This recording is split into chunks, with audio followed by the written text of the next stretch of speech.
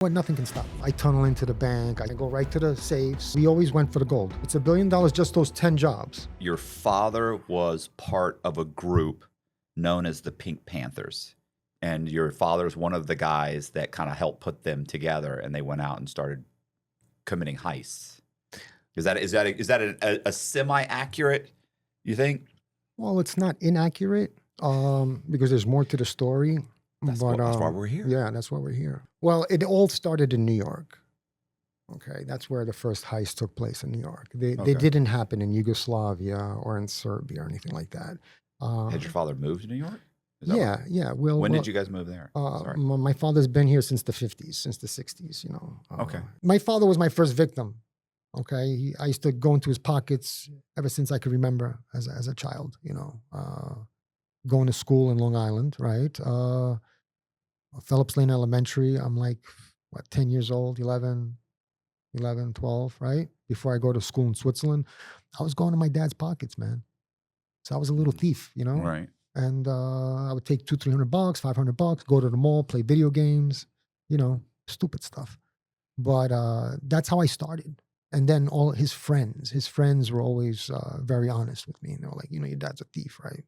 You know, you're going to be a thief too. Like, your dad's a boss, you're going to be a boss, like, you know. So my path and destiny, my destiny was already like paved out early. Right. When I was a young kid, they already, like, you're going to take over, you're going to do what your dad does. You know, he's the best at it, you know, and that's why he got a lot of respect from like the LCN members. And I mean, they respected the hell out of him.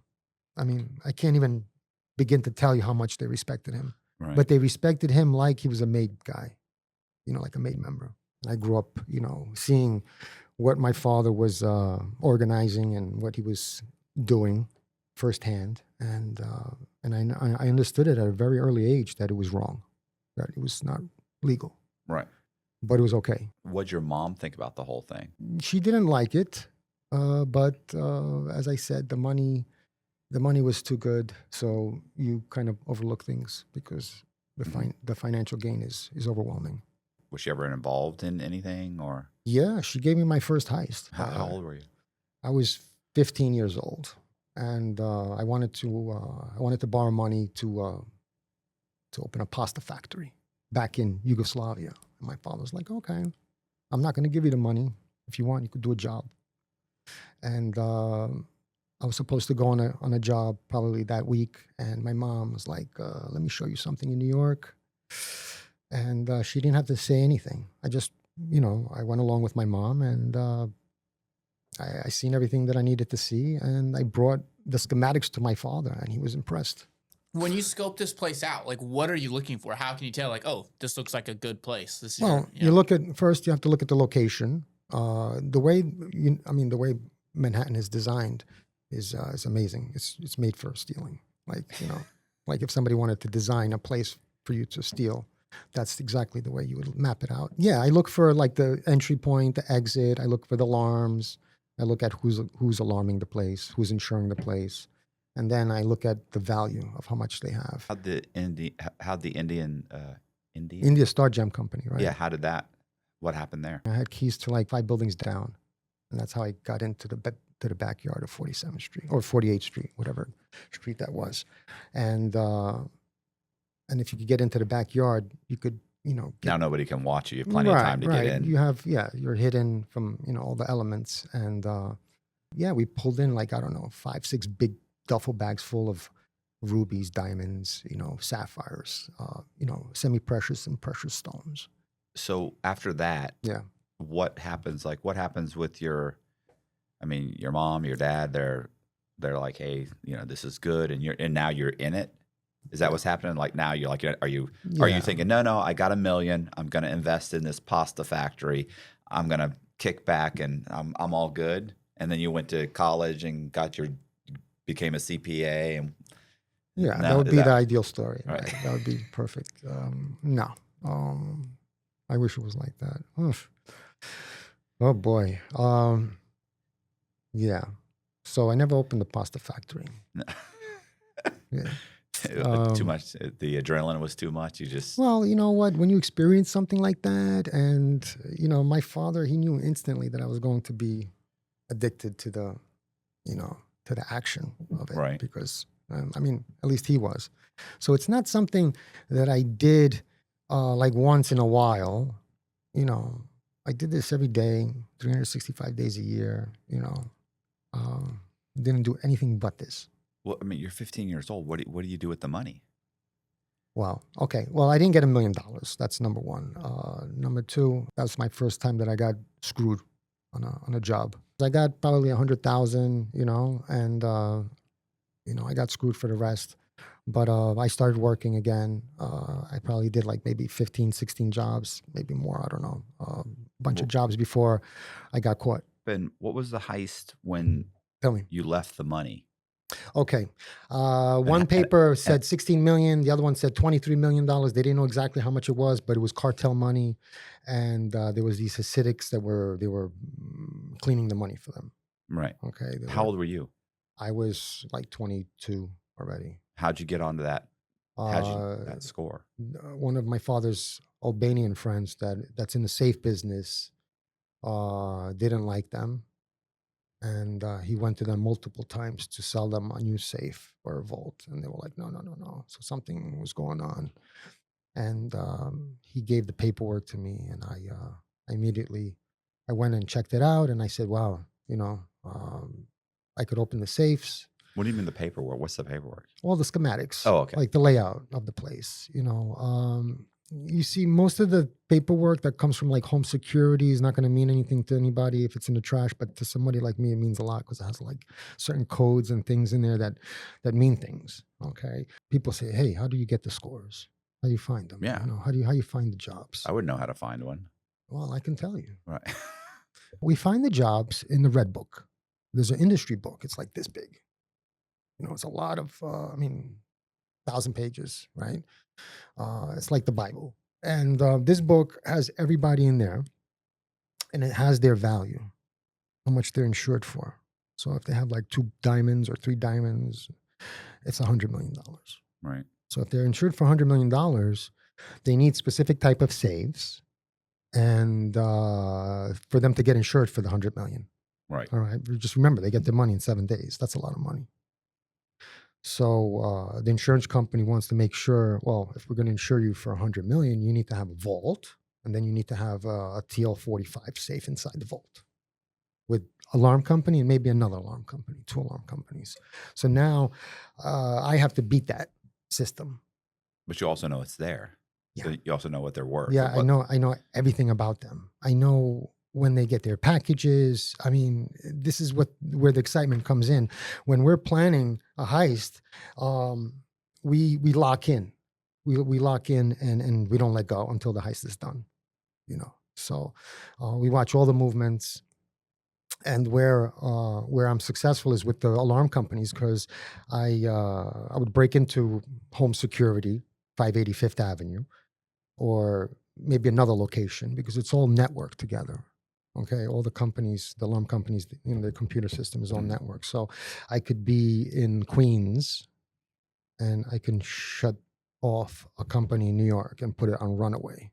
Runaway is a system where you would deactivate the alarm basis on something like he didn't pay his bill. And Right. then you put the code in, because I have the code of the vice president of the bank that used to change it every week or every 2 weeks, but we used to find it every time. You know, so like we would have access to the codes, and that's how we put it on Runaway. And that's how we did those, you know, those 10 companies that were worth $100 million. If you do the math, that's $1 billion. Right. Nobody ever did that in life. So When you're buried in credit card and loan debt, it's human nature to put it off and say, I'll deal with this later. If that's you, here's a hidden fact that the debt strategy experts at Done With Debt shared with me. They discovered a little known strategy that works in your favor to dramatically reduce or even erase your debt altogether. They aggressively engage everyone you owe money to this fall, and here's why. They know which lenders and credit card companies are doing year-end accounting and need to cut deals. They even know which ones have year-end audits and need to get your debt off their books. That means you need to get started with Done With Debt now, this fall. Done With Debt accomplishes this without bankruptcy or new loans. In fact, most clients end up with more money in their pocket the first month. Get started now while you still have time. Go to donewithdebt.com and talk with one of their specialists for free. Visit donewithdebt.com.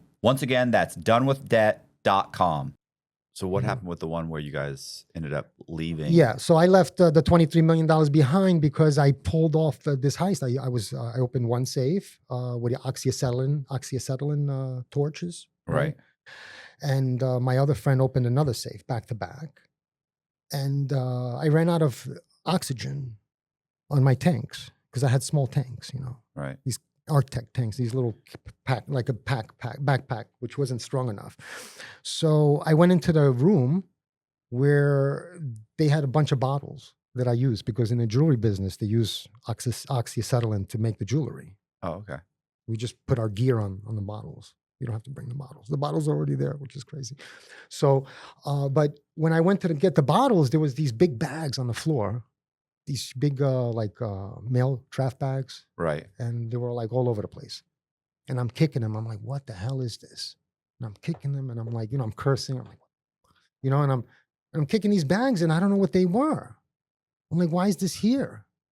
Right. It didn't register. Well, you're there for the safe. You're there to Yeah, go in I'm the opening. safe. I'm getting $3 million out of the. We got $3 million out of the safes. I'm Okay. happy. That's a great score. Yeah. Me and my friend and my father and like two other guys.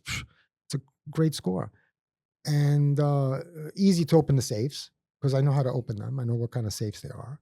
There's like hundreds of versions of different safes. You have Chatwood Milner. You have Gary. You have Empire. You have Diamond Vault. You have Laka. Like you have all these safes that this each one is opened in a different fashion in a different way. And then vaults are opened differently also. We go through the ceiling with hydraulics or, it's really interesting. Mm-hmm. The technical stuff. When they ask me, like, the technical stuff is very exciting. It's very James Bondish, So let's get back to the money, right? So I'm kicking these bags. And I take the money out of I take the jewelry and stuff out of the two safes, me and my guy, and we leave. And my father is on the walkie-talkie. I get to my office because that's how I got to that location from my office, which you're not supposed to be there at night because that's only like a daytime business. Right. So we're there at nighttime. I'm in the backyards, and that's how I got to that location, which was 55 West 47th Street, the world's largest exchange. That's where this money was, the $23 million that I left. So I didn't know what I left. I didn't know what I was kicking until my father, hits me in the head with the newspapers. And it says on the newspapers that stupid burglars leave $23 million behind. Right. And it was on the newspaper, front page, late edition. And then I think the Daily News or the Post said 16 million.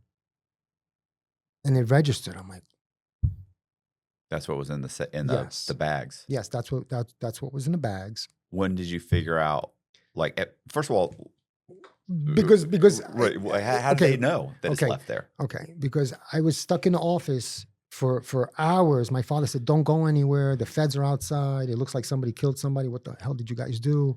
I'm like, "I didn't do anything. I did the job, and that's it." They're like, no, there's more to this. There's feds. There's this is more. It's a big crime scene now. And my father's getting nervous. My mother's getting nervous. They're like, "Just stay in the office, okay?" Because we're locked in our office.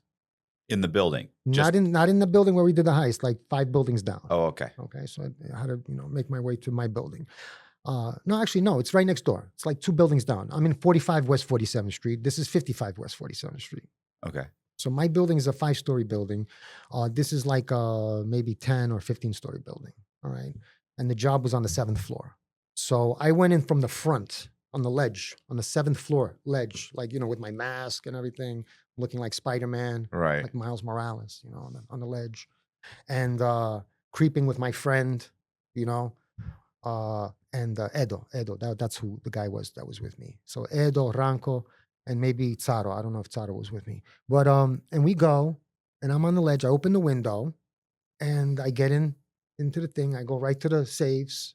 I open one safe, the other one. I ran out of the oxygen. I went to go get the tank. I'm kicking these bags. I'm like, what the, I'm confused. Right. I'm like, what is this? Dirty laundry? But it was very thick. It was like when I kicked it, I hurt myself almost, Right. like I was like, oh, wow. I didn't know what it was. I didn't understand, But the room was all like the chairs were on top of each other. It wasn't like a room that they used. It was like a storage room almost. But that's where all the bottles were, Right. the oxycodone bottles, the oxygen bottles that I needed to to use. So and I didn't know until like 7, 8 hours later, until the newspaper printed it and it was in the news.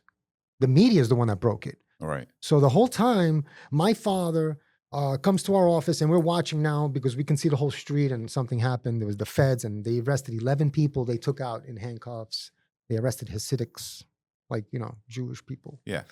For money laundering.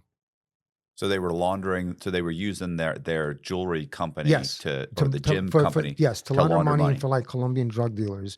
And for 3 months, the feds are watching them across the street from the hotel. So And they're have watching the building while you're robbing. While I'm robbing the place, and they have it on recording. And that's why they raided them in the morning, because they knew that we did the burglary at night. Okay. So we made a big hole, in the door and everything. So the feds came and arrested them because I never took the money. They took the money. The feds took out the bags of money and everything. And that's how it was in the papers. Late edition. But you got $3 million worth of jewels. Yes. Yes. What do you sell those for? Well, what do you get for something like that? My father and my family, we were in the jewelry business. Okay. So we would break it down ourselves, but we have fences that we would get money instantly for this type of stuff. Right. So there was a few fences that we used to use. You have Benny the Jew. You have a couple of Buharian brothers, and all these people are multimillionaires. I mean, they own everything, and they own property, and they're extremely wealthy today because they had opportunities with my father. At that time, yes. Did they? So we interviewed a guy that said that like diamonds, once they're cut and stuff, they put something on them now. Yes. What at that time were they doing that? No. So they have laser inscriptions. Yes, they have laser inscription diamonds. Now. They have chip. Yeah, today. But back then they used to do it also. They used to put the numbers on there. The GIA number. I'm GIA certified. I went to the school. I think a year and a half. I studied for gemology, for appraising diamonds and gemstones. And so they used to do it in 90, 92, 93, 94, but it was very rare that we would get these stones. Right. Okay. Most of the stones that we would get, as I said, they are not retail. They're wholesale. So they're not cut yet? No, they're cut, but they're wholesale. So there's a lot of them. Okay. I don't know if I have one in my pocket right now to show you, but no, I don't. No, I don't have, but yeah. So are they cut? Yeah, I was going to show you how it looks Right. like. I have like envelopes that I brought with me. Yeah, I don't know if I forgot them. So they're easy to cut. move. Yes, they come in a bag. They come in a little envelope, okay? And inside there would be a parcel of maybe 20, 30 stones. Each stone is a half a carat or a carat or whatever it is. And then you would have VVS1, VVS2, SI1, SI2 is the grade of the stone. You have the grade, the color, and they would evaluate. So how do you find the price of a diamond? It's very easy. See, people don't know this. So let's educate your guests, your Okay. listeners, right? Let's educate them. If you really want to find out the price of a diamond, you need to go to the Rappaport, Diamond Rappaport. What's There's that? a 3 West 47th Street. In the, is it 3 West or 15 West 47th Street? On the 3rd floor, there's a place called Rappaport.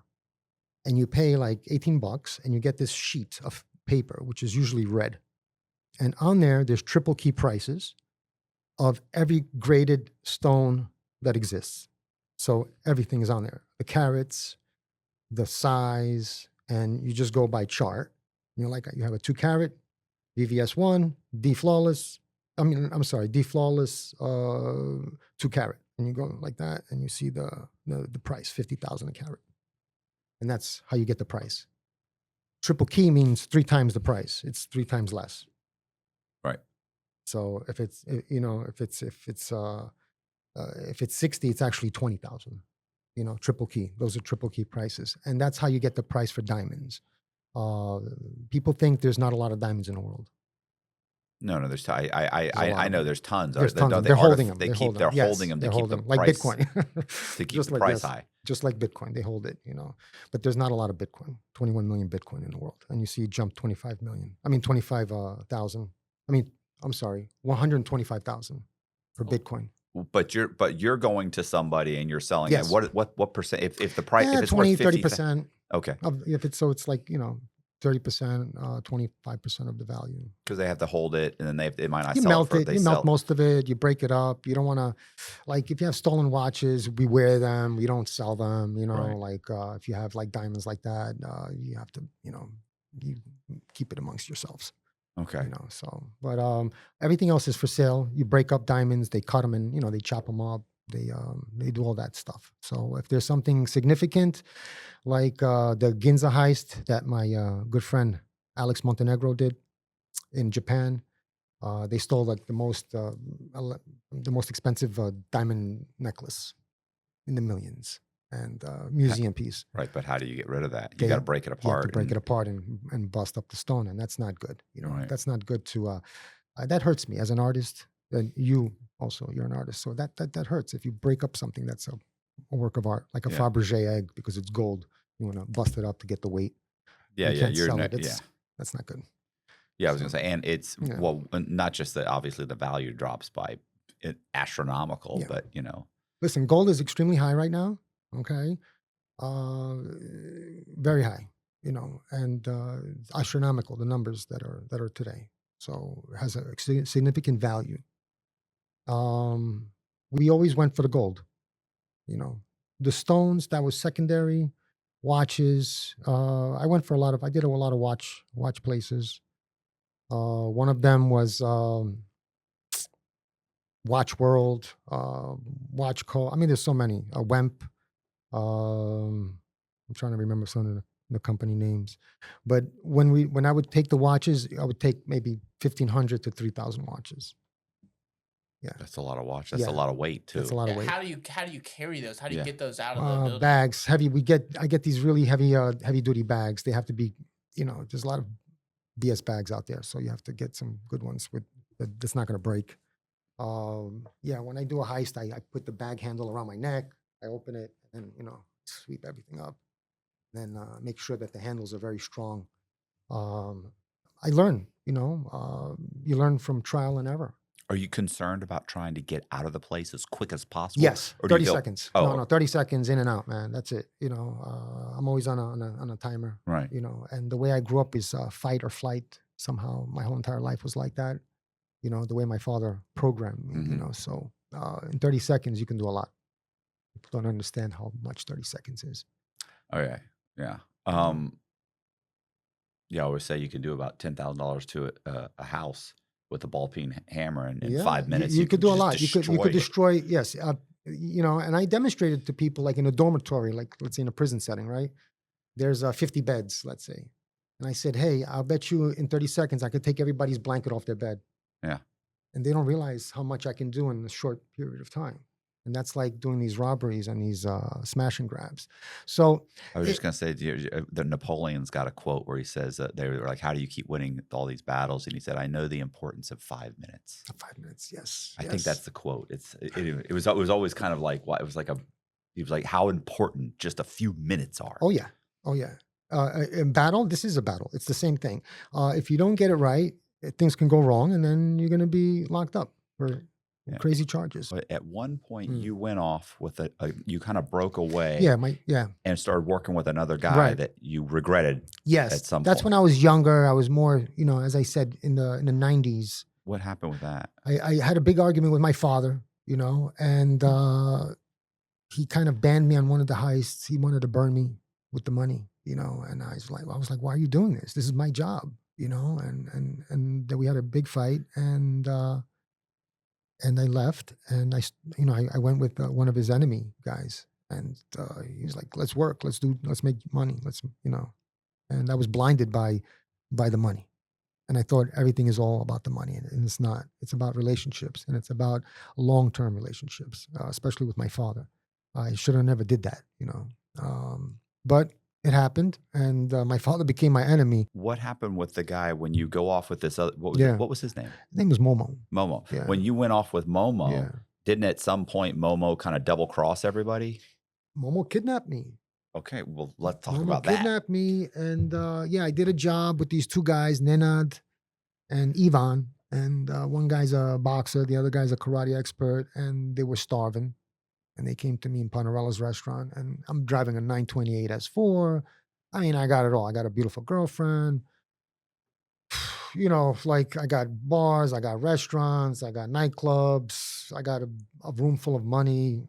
I had the life. I'm the prince of the city, man. You know, I had everything going on, and these guys came to me and they begged me like, "Hey, please, we're starving. I need some money." You know, and I was like, "All right." They want you to just give them money, not No, set up no, a they job? wanted they wanted to work. Oh, You know, okay. they I wanted thought, to they wanted to thought work. they just wanted you to No, hand no them money. handouts. No, I don't do Yeah. that stuff. Okay. You know, yeah. There's no handouts. Nobody gives you handouts. I came out of 16 years, I didn't get handouts. Yeah. You know. So my father and I, we made so many people millionaires. I'm supposed to get handouts for the rest of my life, and I'm not. But that's another story. So these two guys, they come there, right? And Momo, he's chased. He's chased. Like he hasn't been there in a couple of years. We chased him out of New York, and everybody's looking for him. Not just my dad. Everybody's looking for him. And you know, what I mean is like, you know, they got something on him, on his head, and you know, if it happens, he's not going to exist anymore, right? So you know, this guy's like a ghost. He's coming in, he's coming out. So he's becoming, you know, he's doing ugly, nefarious things to our whatever we had, right? And so he gets to these kids. He gets to Nenad and he gets to Ivan somehow. And I do a heist with them. And this heist that I do is called Ordan Company, and it was another gem company. And I take these two guys on because you know they're physically strong, and that's all I cared about. How strong? How many bags can you lift? You know, how many Right. pounds can you lift? That's all I cared about. All the technical stuff, I do everything. All you got to do is come with me, and you'll be rich. You know. So these guys, they wanted to work, and I put them on this heist and this Ordan company. It's the second time I was known for doing jobs multiple times, so this is the second time I'm doing Ordan company.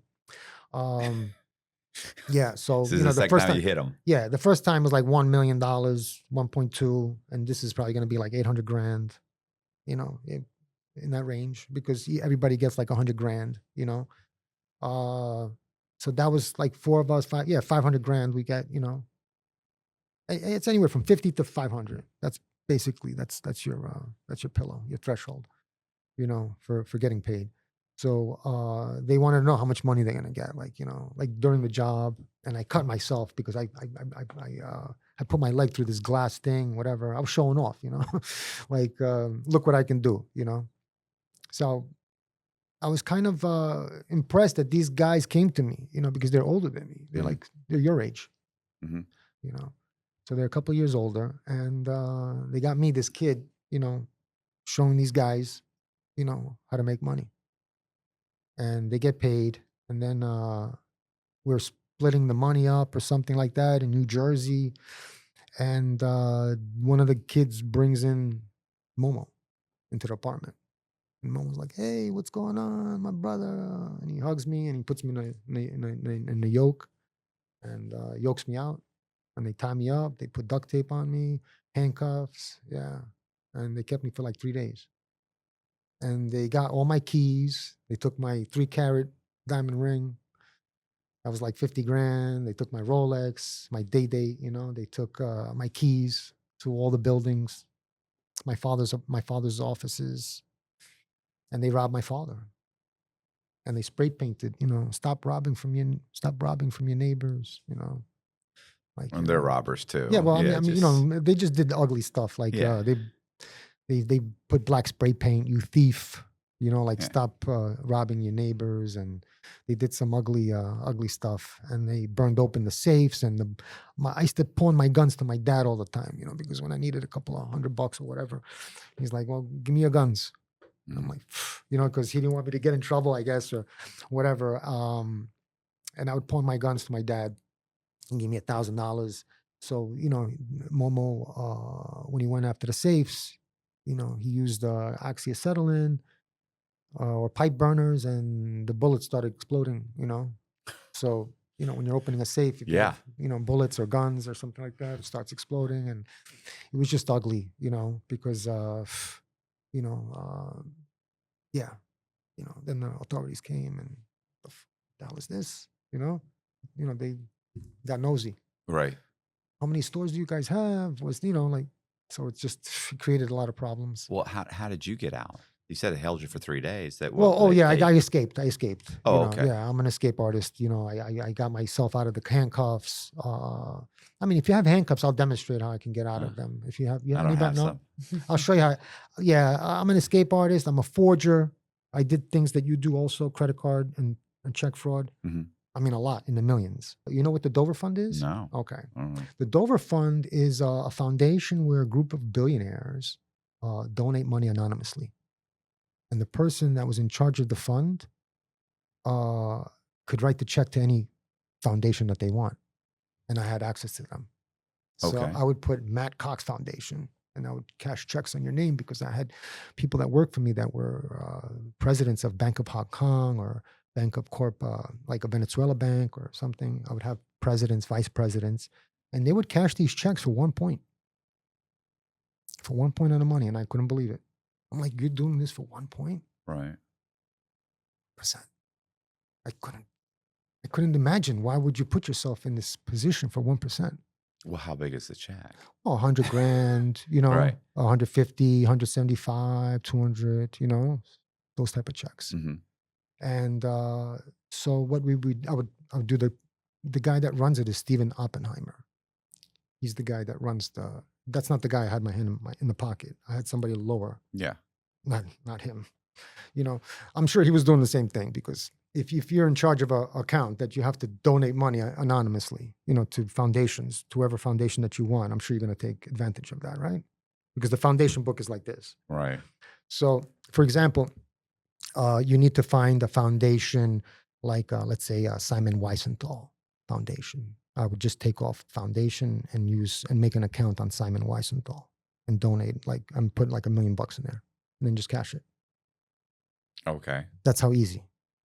Because if you have those type of connections, if you have a vice president or a president of a bank and I'm like, make an account on this name, they'll do it. So can I ask you a question? Sure. Remember you had talked about how you said So- you would go to like the security personnel that are like, let's say, watching watching a one of the buildings or something, Mhm. and so you'd how do you go to them and get them to kind of say, okay, you can break in the place, and what do they do? Okay. How do you even approach somebody like that? Well, I'm going to give you all the secrets of the trade right now, right? Okay. Well, this may not work out. Yeah. Well, anyway, this is what I'm going to say. We targeted certain individuals because you're not going to get a super cop. You see who's lazy, who's more slow, who gives us more time.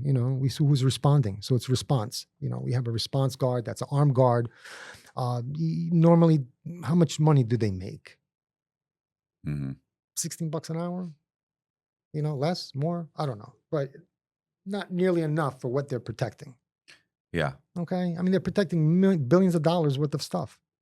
So if you get a guy like me to get to a guy like that and they need to pay some bills, that's exactly what they're going to do. So the guy that I targeted first was Carlos Medina, and he was a home security guard that was very well known in for the 91, 92, 93, those years. And I watched him, and he was gaining weight. He was heavier. He always took his time. He didn't rush. And I used to leave a lot of stuff on the floor. So when I'm opening a safe, a lot of diamonds, jewelry would fall out. And I would do it on purpose. I would be messy on purpose because I know that they pick these things up. Mm-hmm. So the fire department is keeping the detectives away. The detectives are keeping the fire department away. The security guards are like, everybody's trying to load their pockets up with, jewelry because it's all over the floor. Right. Why wouldn't you? You got Movado watches, Rolexes, you got all different types of stuff. People are they don't know the value of things and they're taking it, and they're law enforcement or they're, somebody with a trusted position. But if you have things like that, it's not in the safe, things are going to disappear. So I left, I always made sure that I left abundance of, you can't just take everything. And so So I targeted Carlos and I seen him go into a Blarney Stone this establishment that used to exist in Manhattan, like this Irish pub where they have corned beef and cabbage and stuff, and it's like a worker's lunch. And I went in there. It was right by my father's house, and I couldn't believe he went in there. And I just did a heist that night, that evening, or the day before, or whatever. It was like very close to that time. And Carlos went in there, and he changed his outfit. You know, he didn't have his home security. He had like a collared shirt and a bomber. And it was like winter time, October, November, or something like that. And I go in there and I sit right next to him at the bar. And he's eating cabbage and corned beef and he's drinking Heineken. And I was like, "Can I buy you around?" He's like, "Yeah." So, you know, I don't know if we were watching a game or something, but we start talking and he's noticing my Rolex. You know, I had a date just presidential, $30,000 watch, diamond bezel. And he kept on like watching it. Kept on watching the watch, you know, like I see he's locked. And then my diamond pinky ring, the 3-carat, you know, I got his eye locked on it. Boom. I got 10 grand in my pocket, you know, and I'm like, and I go for it. You know, after a couple of third beer, I think it was the third beer, and I got a buzz because I'm not really a drinker, so I'm already hammered. And I'm like, "Hey, you know that job, 15 West 47th Street? Oh no, Mr. Pearl. You know Mr. Pearl?" The way he turned was like either I busted him or the best day of his life. Right. And he turned around and he looked at me, and when I said Mr. Pearl, and I said, "Yeah, that was me." He takes his glasses off and he's like, "I've been looking for you my whole entire life." Yeah. So it was perfect. It was like the best thing that ever happened. And that evening, I'm like, "Hey, I got to introduce you to my dad. Can I bring you to my father so you can meet him?" So my father's living 55th between 6th and 7th Street, right next to the Ziegfeld Theater. And I bring him into this like apartment and I knock on the door. And you should see my father's face because he couldn't I think I told him to put the hat on, the Holmes hat. But once he seen Carlos come in, you know, come inside, and we sat down, and that's when the most beautiful plans we ever made were right there with this guy. Because now he's telling you, hey, there's a gym supply company in this building, and he already had 20 heists when he came to my father. So he just didn't know where to go. He didn't know how to open the safes. He was already stealing. He already had things of his own that he used to do. His wife was the secretary for Hugh Hefner's daughter, and for Playboy. That was his wife. And Carlos, I'm showing him a piece of this new life that he's going to live. You know, because we're at the whiskey bar in Manhattan, and you know, everything is very high end now for Carlos because he just met me. You know, so we get to go out, we go to clubs and restaurants and stuff like that. I introduce him to my father. I say, "Carlos, your life is going to change, man. You're going to become a multimillionaire." And the only thing that I ever wanted from Carlos was just the schematics, the printouts. I didn't want any of that extra stuff, but it came with it. It came with a lot of extra. And that's what made everything amazing. So from 1991 to 1994, before, you know, I got arrested. I mean, I was getting arrested all the time, you know, 91, 92, 93. I always had a bunch of arrests, and I would use I'd put crazy glue on my fingerprints when I do a job. So it's a new arrest, you know, you just dab a little dab of crazy glue. So you hit the, So I understand. So you're not leaving fingerprints all over the place. Yeah. So no, if I get arrested and they put me through. I thought you meant during the job. Oh, during the job too. Yeah, but I'm prepared.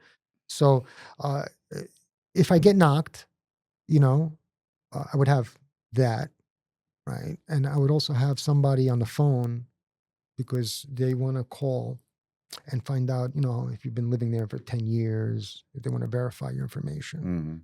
And I would have somebody. Is this so you can get bonded out right away? Immediately. You get ROR. New York City, it's a democratic state. So it's made for crime. It's made for crime. So crimes like mine, they don't exist. They're not, the most you can get is a 1 to 3. 1 year. For robbing. The most you can get is 1 year for 1 to 3. Yeah. Potentially 3. No, that's like if you do it 2-3 times already, you're going to get probation. You're not going to it's a 3rd-degree burglary in Manhattan. Because these are Third property degree. crimes. No, they're not. Property crimes is a 2nd-degree burglary Okay. because dwelling, you can't. Oh, that's more. Oh, That's, yeah. That's worse than a. Are you kidding me? I don't know. Oh yeah, commercial burglary is where it's at. So my father's lawyer, which was Lanevsky, David Lanevsky, that's the first lawyer. They defended every known thief in New York. So my father, and those people that are familiar with the story, was arrested in 1971 for the Vizcaya heist, this museum in Miami. That's extremely well known. It's in a lot of movies like Bad Boy 2 or 3. It's like the Pope visits that place. It's notorious for world leaders. And John Deere, the tractor guy, he's the guy that owns this place. That's his residence. It's a museum. And there was an exhibit of silver. Back then, silver was extremely expensive. As a matter of fact, it's going to go up again. So, guys, I'm giving you a free hack here. Invest in silver, all right? Because it's going to go up. It's going to double. And so my father was blamed for robbing this exhibit in 1971 before I was born. And my mom got arrested. My father got arrested. And this thief, notorious thief, Alex Karalanovich, got arrested. And they were watching my father for like 3 months for other burglaries in the Diamond District. And yeah, so that's how people got to know, like those write-ups that got to Europe. So people in Europe were reading about my father, like, oh, wow, look, they wrote about him, that heist in 1971. So that's what my father was like, I guess, known for, underground. And then people migrated because in a communist country, there was nobody doing crimes, high crimes, like nobody. The politicians, they were criminals, but as far as like thieves, there was no thieves in a communist country. It's very dangerous there. You don't steal in a communist country. Right. Like, they don't. You end up in a gulag for 30 years for. Yeah, of course. Better to just go hungry that night. Get your hands cut off or something. You don't want to do anything in a place like that. So what they did was they migrated. They went to Germany. They went to Italy. They went to Holland, and they went to America. My father didn't want to come to the United States. He came here by accident. He wanted to go to Germany. He spoke German fluent. Das ist gut. Ja, du sprichst Deutsch. Ja, bitte schön. Like he knew the language, and he didn't want to come to America. He came here through some Jewish organization, and they put him to work in he was cleaning toilets in the John F. Kennedy Airport. He was working in the staple factory. He didn't know English. So until he learned English, he was a hardworking guy, man. Right. And then, it's very sad that he turned into a criminal because the police robbed him. My father was extremely wealthy because he was a super, before he even started stealing. My father inherited a lot of wealth. He was a super in a lot of these buildings. And if, down in the basement, there's a lot of storage units from the 1800s, skeleton key, and they told him to empty out everything, to clean everything out or find the owners. And most of these people, you couldn't find them, Right. So, he found a lot of wealth, like silver and gold and artwork. And then, It's not exactly inheriting. well, he got it somehow. He Yeah. got it they throw it in the garbage or whatever. So he's like, he kept some of the things and he had permission to keep it. Like, well, do whatever you want, Mr. Stan. He was a trusted guy. He would never take a dime from you. He's not the type of guy that would steal from you personally. Like that's, people get it twisted when we say that we're thieves. Like they're like, oh, we're gonna come into your house and steal. No, we don't do that. Right. I'll never do anything like that. That's like come in my house and steal. It's my stuff. Right. Why would I do that? That's not what we do. We steal from insurance companies. Yeah. Well, that's the It's a same different thing type with me. People are like, oh, you're a fraud. Oh, No, you're stealing no. old you're ladies' not. pension funds. No. It's covered. They're getting their money back. No, but Yeah. you're stealing from insurance companies, and it's all that's covered by by institutions that cover things like that. Yeah. They're protected. So what you're doing is you're stealing from them. And they're the biggest thieves because they're charging exorbitant amount of fees and percentages for insurance. So he gets robbed. Okay, after the Vizcaya, he gets arrested for the Vizcaya, and they take everything. If you read the article, it's like $200,000 worth in 1971. That's a few $1,000,000 Yeah. worth today. 200 grand was a lot. A house is 20 grand, 30 grand, right? Yeah. So Listen, my parents, their first house was like $4,500. What? The Look at that. first house they bought in Florida. Look at that. I've actually driven by it with my dad, and my mom would drive by it, but they'd be close to it. They go, here, they turn down, they go, that was our first. It was like a 2-bedroom, 1-bath. But they don't even make 2-bedroom, 1-bath houses now. But we drove right to $4,500. You're like, Amazing. are you insane? Amazing. And today that's $500,000 right now. But that house. Oh, some of the fraud at the houses that I was committing fraud with in Ybor City that we were buying for $30,000, $40,000 are going for $300,000. Yeah, of course.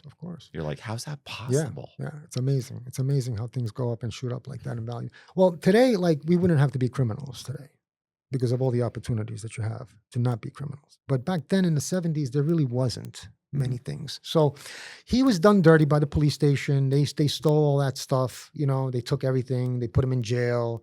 And then he was like, oh, yeah, okay, I'm going to show you something. Then he started going after insurance companies and figuring things out. And the first vault that he opened was an accident. He couldn't open the vault, and he got mad, and he threw the big hammer, right? The sledgehammer at the wall, and it went right through. It was soft. So everybody thinks a vault is impenetrable, and the hammer went right through the sheetrock. So it was well, yeah. What was that one? There's a famous one in I want to say France, where the guy, they tunnel up and into the vault. Yes, you know what I'm saying? That's England. Oh, okay, yeah. They made a movie about that too. Jason right. Statham, great movie. The Bank Job, it's called. Excellent. And I'd seen the documentary on Great it before stuff. I saw the movie. That's what I do. If you watch that movie, that's exactly what I do. I tunnel into the bank. I tunnel into safe deposit boxes or something like that. A vault. I watched I love it. I watched a doc about several different bank robberies and I remember one of them. And once again, I want to say it's France or something, but it's apparently in either England or France. They do this. In like the UK or France, where they have these. Well, they don't. This doesn't happen here. This is common in European countries, I guess. Yes. Is that they have they call them depositories, where they're like safety deposit boxes, and you can rent a safety deposit box. It's not really a bank. Yeah. It's just a building that has safety deposit boxes. Sure. So you would rent them, and I remember seeing this one doc, and the guy goes in the place. He's thinking about robbing it, or he's there with somebody. For some reason, he's there, and they check the deposit box, and okay. But while they're there, he kind of notices that this equipment, these safety deposit box, the way they're set up, they're pushed together. Yes. But in the corner, and they're deep, right? They're like 18 inches, 2 feet, 2 feet deep. Big boxes. Yeah. In the corner, he realizes that it's empty. In that corner, they touch, but he knows that, and so he actually kind of reaches up there and can tell, this goes up, and it's so at some point he rents a box or something, and he has an opportunity to be alone. I know the story you're talking about. Kind of goes up and he looks in there, and sure enough, there's a pocket. Yeah. So I think this is the one where he gets an alarm, like an alarm clock, and sticks it in there. Yep. And it goes off at 1 in the morning to see if it will trigger the alarm. And I think it triggers the alarm, and the police come and they look in the window, and then they kind of leave. Nobody comes. Yeah. Nobody opens the thing. So then at some point he goes in to check his box, and he starts putting tools in his box. Mm-hmm. Smart. And then one day, because they leave you alone with the box, and then at some point something happens where he decides on the day, it's like a long weekend or something, and he goes and he gets in there, and then he climbs up and hides in that little 2-foot section. Perfect. And the person who, of course, walks you in and walks you back out, when they come to check on him, he's not there. He's and not they're there, like, he left. Yeah. They're like, well, he's not in the room. Yeah, he must have walked by me. Yeah. And they're like, fuck, that's so well. They leave, they lock up that night. He has the whole night or the whole weekend to knock out all the boxes. He opens tons of boxes. He takes that, and I want to say he either sticks it in, because he doesn't get all the boxes, he gets a bunch of them. it puts that in, I guess, his box. his box, Sure. and several other boxes, and hides some of it. Mm-hmm. And but do they not know about? I forget what happened. Or he but hides back in the Yeah, nook he again, hides, and then he comes. and the next day, when they open the thing, he walks out. He waits to walk out and leave. Smart. And then he can come back later and check his box or other. He's got maybe 2 or 3 boxes he's rented. Or One other man people. operation. Yeah, and he takes it all. I might be conflating 2 stories, but it was like I understand what you're saying. there's a bunch of those types of. I love it. I love they're it. fucking. It's like brilliant. There's so many of those types of because like you can't go in the front. How do I get in? I can't go in the front. Well, the weakest link in this system isn't the front. It's the bottom, the side. Absolutely, yeah. Well, that's where we come in. We do things like that when we see a weak point, or we do hydraulics. Hydraulics is going from the ceiling into the so we're inside the vault and nobody knows that we're in there. Right. Just be quiet. There's another story you might know. You see, you kind of know. This was another documentary I saw. I need to find this one actually. There was a bunch of like robbers, right? Like these are guys that are like locksmiths, and they're they do jewelry heists, they do bank robberies, like 4 or 5 guys, and they would California. I don't know where they were located. I feel like some of them were in New York, but these are guys that kind of met like in prison, and they end up robbing. They go to places like we're talking about like some little town, right? Some little town in Missouri or something, and they would go. And I know that these were smaller towns because of this reason. I'll explain. But they would go and they'd find a bank, and they would go in, and they get on the roof, and they'd fill the alarm systems, because they used to have these big alarm systems that would rattle, right? Brrr, you could hear it all over the place. They fill it with foam, let it dry. And then they would set it off.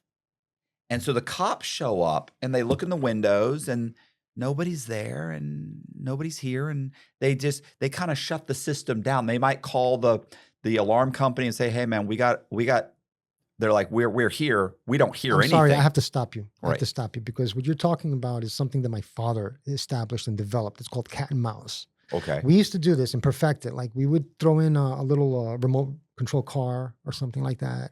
Oh, okay, just to keep setting it off. Yes. And then, so they eventually just shut the system off. After 3 times, they just shut it off. And then you could do whatever you want. And that's a fact. And I don't condone the crime or anything like that. But where there's a will, there's a way. Yeah, you're going to figure it out. You're going to figure it out. Well, they would actually sit there and they'd cut a hole in the roof.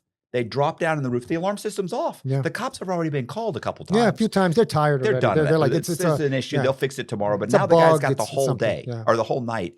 They they go in, they break into the vault, they do all the stuff they do, they get the money, they go. Yes. And in this case, they'd been doing this for a couple years. Mm-hmm.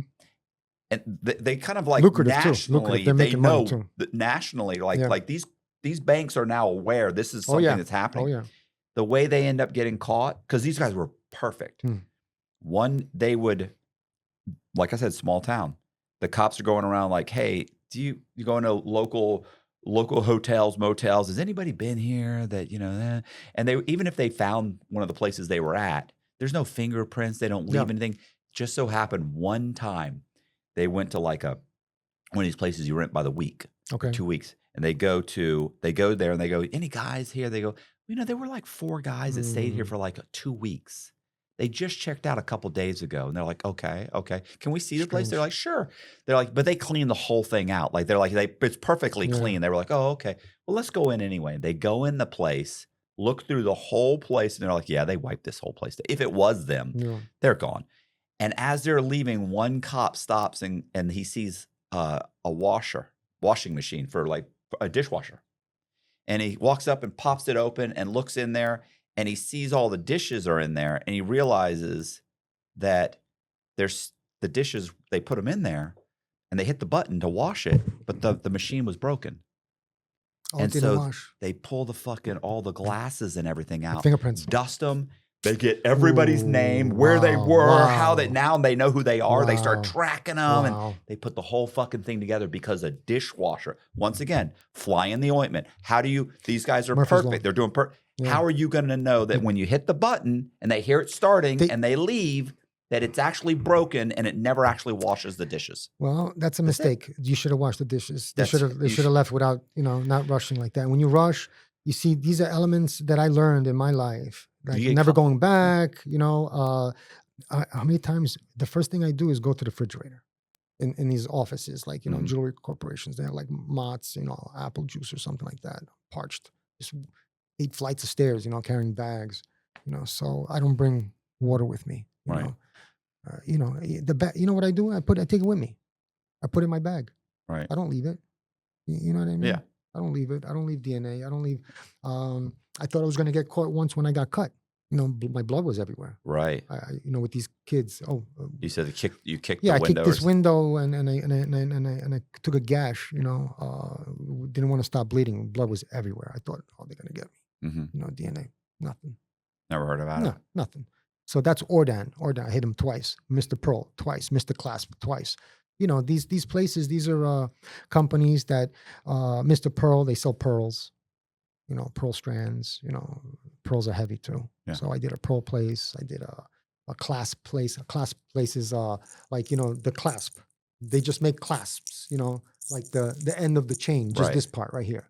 So the company, that's all they sell is clasps. All So different you would types. think there wouldn't be a lot of money there. Yeah, we took $3 million. Sold Yeah. 2 times. It's just From- because of the raw gold. It's gold. It's Yeah. it's all heavy gold. It's all little pieces. And when you're robbing the manufacturing firms, it's a lot different than jewelry firms. But we did jewelry firms too. We do everything.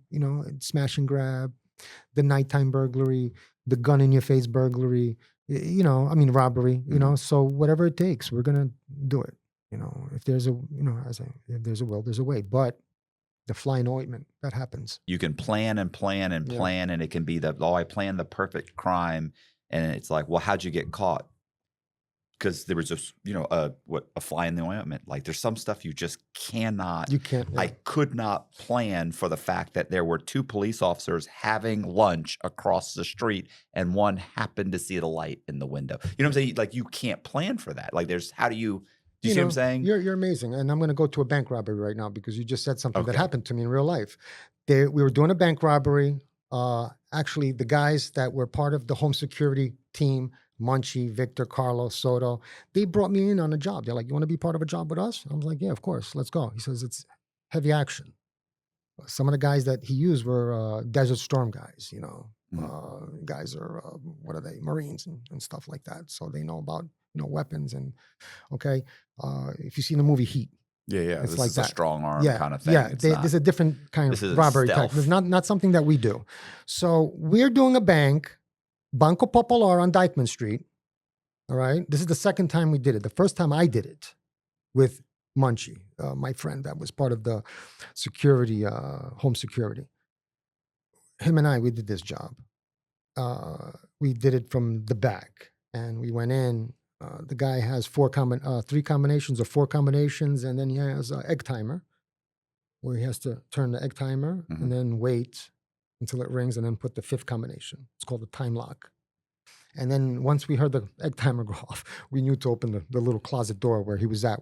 He was setting up the registers for the bank. Okay. All right, and we got him for like 800 grand instantly. It was like he didn't know what to do because You He went was in setting with up the you went in with registers. weapons though. Oh yes. Okay. Oh yes. And masks and everything Yeah. like that. So this is a little bit different tactic than, this is not what my father does. This is what these guys do. But they brought me in to show me what they do. They did not open the safes. They had to open the safes this way. Yeah. With the gun to the head, open the safe, motherfucker. Like, Yeah. like that type of stuff. With us, we finessed it. We would do it at night and, we know how to. So together it was peanut butter and jelly. You get it? All right. So now we're doing this bank, Banco Popular. All right. I'm in a van, Astro van. Oh, no, I'm sorry. I'm in a limo. We're using a limo because I used to use a limo a lot. Mhm. And then the other guys, Munchie and Victor, they're in a van, an Astro van. And right across, right when we were supposed to go in, 8:30, like a half an hour before the bank opens, there's one cop, eating donuts, drinking coffee in front of the bank. And we can't do the job. Right. So I jump out of the limo. I made sure there was nothing in the like those guns, those were my guns that the guys were using. There were two new guys were using to do the job. And I made sure there was nothing in the chamber. And I was like, look, this is just for show. You're going in there and just going to regulate and show them the gun, that this is a robbery, but you're not going to use it. And then, well, I left. I left because I got onto the payphone to call 911 to pretend like something's happening down the block. Right. That a Get cop the is getting cop out of yeah, there. to get and I got the cop and they put the light on, and I called twice. And those are my phone comps in the feds. If you know what a phone comp is. It's a charge for a phone. Oh, okay. That was one of my charges. Yeah, that's how they got me there, with a phone comp. They said that I was the guy that called the cop away from. So as soon as the cop left, these guys were already walking in with the uniforms and the gun and everything. So these guys went in with the home security uniform, says home security. They had the keys to the bank, and they opened the bank with the keys. Mhm. Remember, the bank's not open yet. They have like 20 minutes. And they went in there and they're like, hey, we have a report that somebody pressed the robbery buttons. We need to check the buttons. Can you please step away? So they got in. And the lady that gave us the job, that told us, the information that the money was going to be there that day, she was in the bathroom. And she came out the bathroom and she got shot Ooh. in the stomach. The lady that gave Yeah. us, that works there, it's a teller. She was part of the whole thing. Well, the guys were just jumpy. No, she had to use the bathroom because she knows we're going in. No, I'm saying, why'd she get shot? Oh, because the kid, the bathroom was behind. Right. He startled. She startled startled him. him, Yes. He didn't know she was in the bathroom. He just turned around and pulled Yeah, the and trigger. there was and he shot her in the stomach. Hmm. So that was there was like 50 people watching this. 50 people watching this scene take place, like walking, because there's a window right there. Yeah. So it's like, just imagine, Dyckman Street, 920 or 820, 820, Right. right? And all these people that are working, they're just walking by and they're watching a robbery take place. Right. There was so many witnesses. It was crazy. Is that the first time you got arrested? That's the first federal charges. Okay. I was already doing time in the state. I got arrested in 1994. My first arrest. Not my first arrest. My first upstate bid, and they gave me a 1 to 3 What was that arrest for? for 3 burglaries. For 3 big major burglaries. Right. Are these residential burglaries? No. Diamond District. Yeah, burglary. okay. One was a watch company, Miracle Watch Company, where this dog Billion found me. It was also a front page All right. in the newspaper. They gave the dog a steak. I think Smith and Walensky's or one of those steakhouses. A dog. A found dog. You. Yeah, German Shepherd. His name was Billion. That was the name of the dog. But I mean, how? You were in the place? I was in the walls, man. Oh. I was in the wall in the building. Like, the job was on the 7th, 8th floor. You want to hear this job? Yes. All right, I'll give you this job. Not the everyday person is hidden in a Yeah, wall. I know. You act All right. like it's a All right, normal thing. Okay, Like okay. like, I'll give you Wait, something yeah, good. I'll no, give you yeah. something good. I'm doing this job with one of my father's friends, okay, ex-friends, okay, one of his enemies now, and I left my crew, my original crew, and I'm doing this Miracle Watch Company on 48th Street. The building is 48 West 48th Street, and I think it's on the 6th floor. Something like that, 6th or 7th floor. And the first guys that go in is me, this guy named Momo, and David Sanchez. All right? No, I'm sorry. Me, Momo, and Bato. We go in there, 3 guys, right? And I opened the vault real fast. It was a punch vault. I immediately went to the Cartier watches, the Rolexes. And I mean, we took like 1,500 watches the first time. But I left one of the bags with the handles inside out. And I couldn't carry the bag because it was so heavy and the handles are inside the bag. okay. And I didn't have time to take the watches out and do it. So I just left the bag, and in that bag, there was a lot of expensive watches. You left it where? I left it in the place, Oh, okay. Yeah. So I don't know if you hid it. and yeah, thought, I'll come back I was for it. taking 2 bags and I only took 1 bag instead, and this bag I couldn't take because there was no handles. I couldn't carry the damn bag, there's no handles. The handles are inside, there's no way of, somehow somebody, put the bag inside out. Inside out. Yeah. Okay. Never do that. And it's like, So anyway, but it was a major bag. Like the bag was worth a lot because I Right. had big timepieces, right? In this bag, in this specific bag. There's not a lot of, Rolexes, there's going to be like 5, 10 Rolexes, 4 or 5 Cartier watches, and the rest are going to be Casio, Seiko, all kind of different brands, but anywhere from $100 to, $5,000, but there's a lot of them. So these guys, I do this score, me and these 2 guys, right? I left one of the bags, so we only take 5 bags, and we left. And I tell the guy, hey, because I'm the youngest, I'm like, I'm gonna go back and get the rest because we left a lot. I just opened the vault in the last 5 minutes, Right. so I didn't even take too much stuff out of the vault. There was still a whole side of the vault that we didn't take because we were doing the showcases. There's a lot of showcases. By the way, this is like a $5 million job. $5 million heist. It was had every watch that you could think of. So now the first 2 guys that were with me, they were tired now because we climbed 6 flights of stairs, carrying 2 bags each. Yeah. Watches are very heavy. It's metal. Adrenaline. It's adrenaline. Plus, you don't want to go back because you never go back. You're not supposed to go back ever to the crime scene. Ever. Never. Once you left. Don't ever come back. Me, I'm stupid. I'm like 21 or whatever, 20 years old. And I'm like, nah, I got all this energy. I want to go get that bag that I left back. And I want to get that other side of the vault. And I go with these 2 new guys that never did a heist before. Bato and David Sanchez. David Sanchez's brother is a cop, aviation pilot. Bato, his brother is the Axeman, Vojakadovic. He's a very, very notorious heist guy. I work with his brother, but never with this guy. So it's their first time, and I bring them with me, and we go inside. We get the bag. I get a new bag. I take that watch bag. I put it in a new bag, and these guys are we get everything. And one of the lookouts says, "Hey, there's a cop car in front of the place." I'm like, "Well, where's the cops?" He's like, "They're not there." I'm like, "They're inside then. Come on, let's get out of here." The cops don't know where the heist is. They just know that I penetrated the 5th floor ladies' bathroom from the roof, and I made a big hole. Right. In like it's scary when you see a big hole like that in a bathroom. Like what the So they were waiting for us there on the 5th floor, all right, because that's the exit point. Yeah. So we were on like 2 floors up, 8th floor or something. It's like 2 floors up. And we're coming down those flights, and I open the door, and 3 cops are there. They fucking put their revolver right on my head, and I have a wolf mask. I got like one of these wolf masks, and he has Frankenstein, and like it's fucking nuts. Like I thought they were gonna shoot us dead right there because the way we looked is scary. Right. All right, and the 38 special, boom, stop, freeze.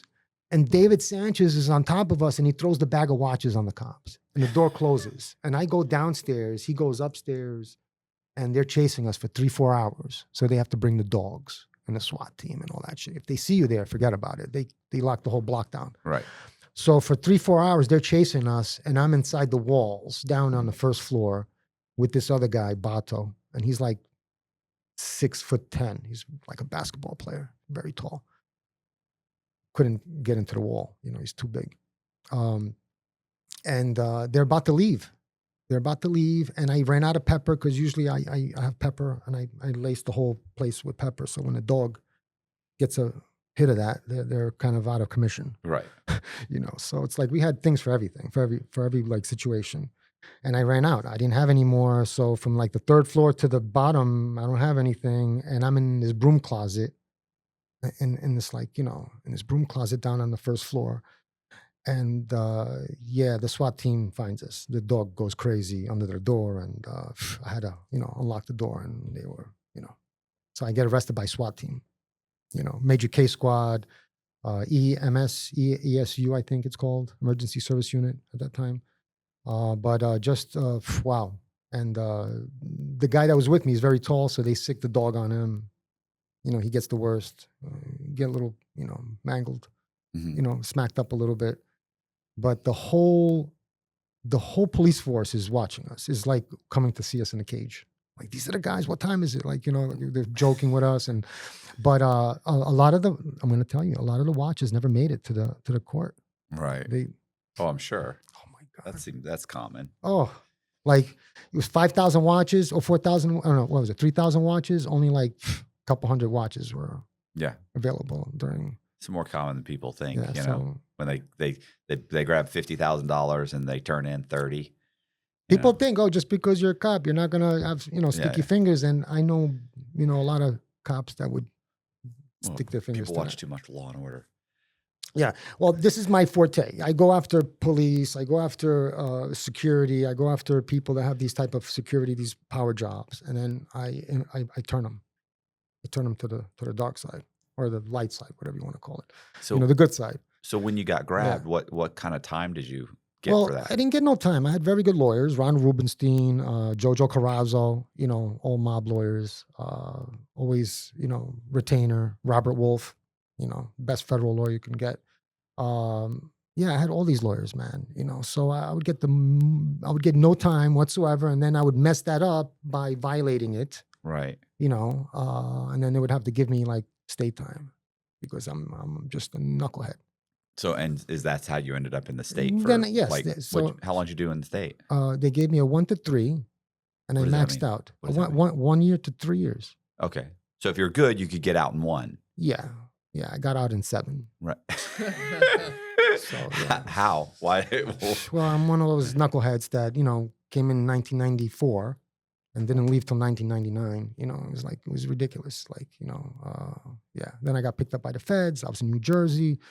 I was like, I probably 40 state prisons, Attica, Elmira, Comstock, Clinton, Trenton State, Rahway, Northern State. I was everywhere. Well, why'd you get picked up for the feds?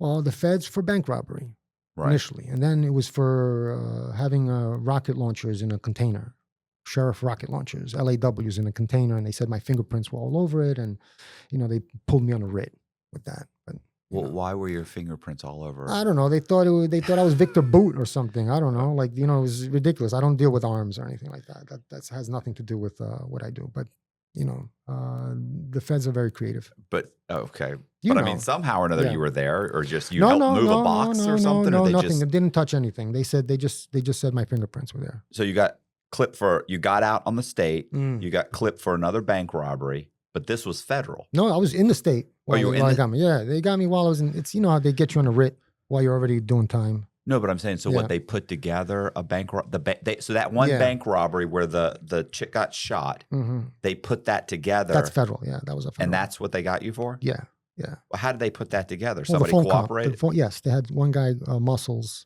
Manuel Soto. He flipped and said, he got busted with.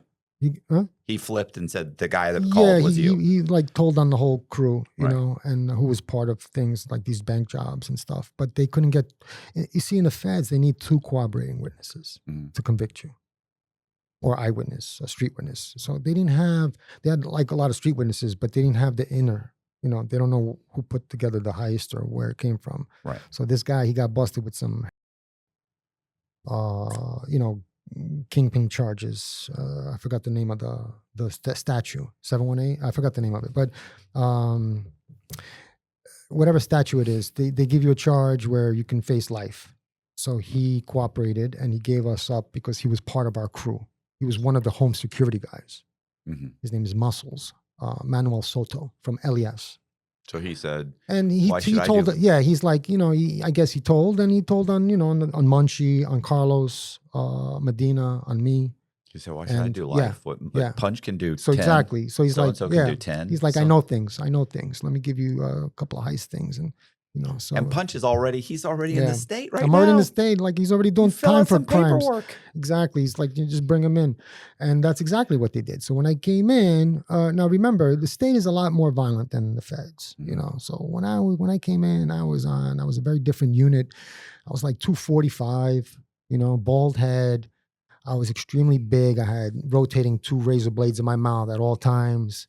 I was wow. Like I was scared of myself, because I had to survive those years, in institutions where there was gladiator, like in school, they play razor tag in the yard in Mhm. the summertime. It's ridiculous. Rikers Island is a very different animal, and upstate New York is a different animal than the Feds. The Feds is nice. Yeah. I loved it. I mean, the time that I had there was amazing. Yeah, yeah. If you got to do So- time, Oh yeah, You I got- played you- tennis in Otisville, and tennis. no, I know they had Tennis. they had a tennis court at Coleman. Yeah, tennis in Otisville. I mean, 3 courts or 4 courts. I would go to. I would get a salad bar. You know, the rice, the Desert Storm rice, and the salad bar that they have, and like you have rotating chairs like you're in McDonald's, and a salt and pepper shaker. Commissary, you have a card. You just go anytime, and you can buy whatever you want. So when I got to Otisville, I mean, they rolled out the red carpet. George Conti was there, and you know, he bought me hundreds of dollars. He got 3-4 guys to buy me commissary. He's like, hey, you know. So I was treated like royalty. You know, I had calamari from Jojo Russo from MCC because you know MCC Otisville, they go back and forth court and stuff like that. And there's certain things on the commissary that they don't have in. Oh So, yeah, you know, if you when bring- they bring that, yeah. they call them exotics. Exotic, Exotic. yes. Like we don't have that here. It's worth like Mhm. 5 times Yes, as much. yes. So that's Yeah. exotic. So I was Cheetos. transporting, You got like Cheetos, and they don't have course. Cheetos. Like of course. I could give you People $10 don't for understand where Cheetos. we come from, like the where we spent time, you know, and learn to be the best versions of ourselves. People don't really it doesn't click, but I could relate to you and you could relate to me because we were in places where Did they still Yeah. have soda machines? oh yeah, Like when you went up Yeah. through the chow line, you could go up Yeah. and get Coca-Cola. sure. Bro, Yeah, I got that the was last amazing. couple Yes. months after I was in about Soda, 2 months. ice cream machine. They had an ice cream machine. Ice cream machine. Good times. Yeah. So Good times. the food was amazing in Otisville. They were extremely proud of the menu, and the doing time there was, you know, you got guys like Jimmy Ida, you know, big time guys. I was with the Cosby, the guy that extorted Cosby, No, Bill Cosby. no. Yeah, he was there. Eddie Antar, Crazy Eddie, Crazy Eddie. I've heard the he term was there. crazy. Yeah, he was there. He was, Was this your 16-year? yeah, Oh. yeah. Well, you know, split those in 2. I was like first it was 7, and it was another like 9. I did 7 and 9. Okay, so That's you your get 16. out. So you get out from this first fed. Yes, No. yeah, I get out. Oh, you did? Oh, I thought they picked you up in the Maxed state. out. No, I maxed out. I came home. I beat the feds. I beat everything. Yes, I was one of the only guys that took it to them because I was going to trial, and I was taking it all the way. You know, I did not cooperate. I did not do a 5K plan. I went all the way. Well, Yeah, So I don't So- understand. You said you Yeah. did like you Yeah. did. You were in the state. I was in the state doing my 1 to 3. They picked you up. Yeah, they picked After me how up. long? After like maybe 2 years. Okay, so 2 they years, picked you up. You got Yeah. charged for the bank robbery. How much time did you Yeah. get for the bank robbery? Nothing. I beat it. Statute of limitations. Okay, but how'd you ended up in the Fed though? Writ. So you went for a writ in the Fed. How long were you in the Fed that time? Oh, I was in the feds for like I don't know, a year and a half. And then they let you out. No. Then I go back to Jersey, You go, oh, finish my time in Jersey. okay. You know, so I did my 1 to 3 in New York, and then I had 6 years in Jersey. 6 years in Jersey. Yeah, which but I is did only state. like 4, which is like less than 4, like whatever. I don't know. Right. Something And like then that. where'd you go? Then did you get out? I maxed out on everything. No parole. I came home to nothing, to no parole. Okay. So you got out. Mhm. Do you end up getting picked up again? No, and that's when I turned it up. Okay. I came home 1999, no parole, May 15th. 5 days after my birthday, I come home. I was in Southern State in New Jersey, and they maxed me out. I maxed out. No parole. So you got a regular job working at McDonald's and never looked back, and you've been You straight wish that was the case. No, I had $50,000, $70,000 in my bank account because I learned how to invest in stocks, growth funds, B growth funds, Janus Mercury. And I learned from like Crazy Eddie and these guys that were in there for these big, crimes for stocks and stuff. I wanted to know how Milken did it, and Michael Milken and these guys.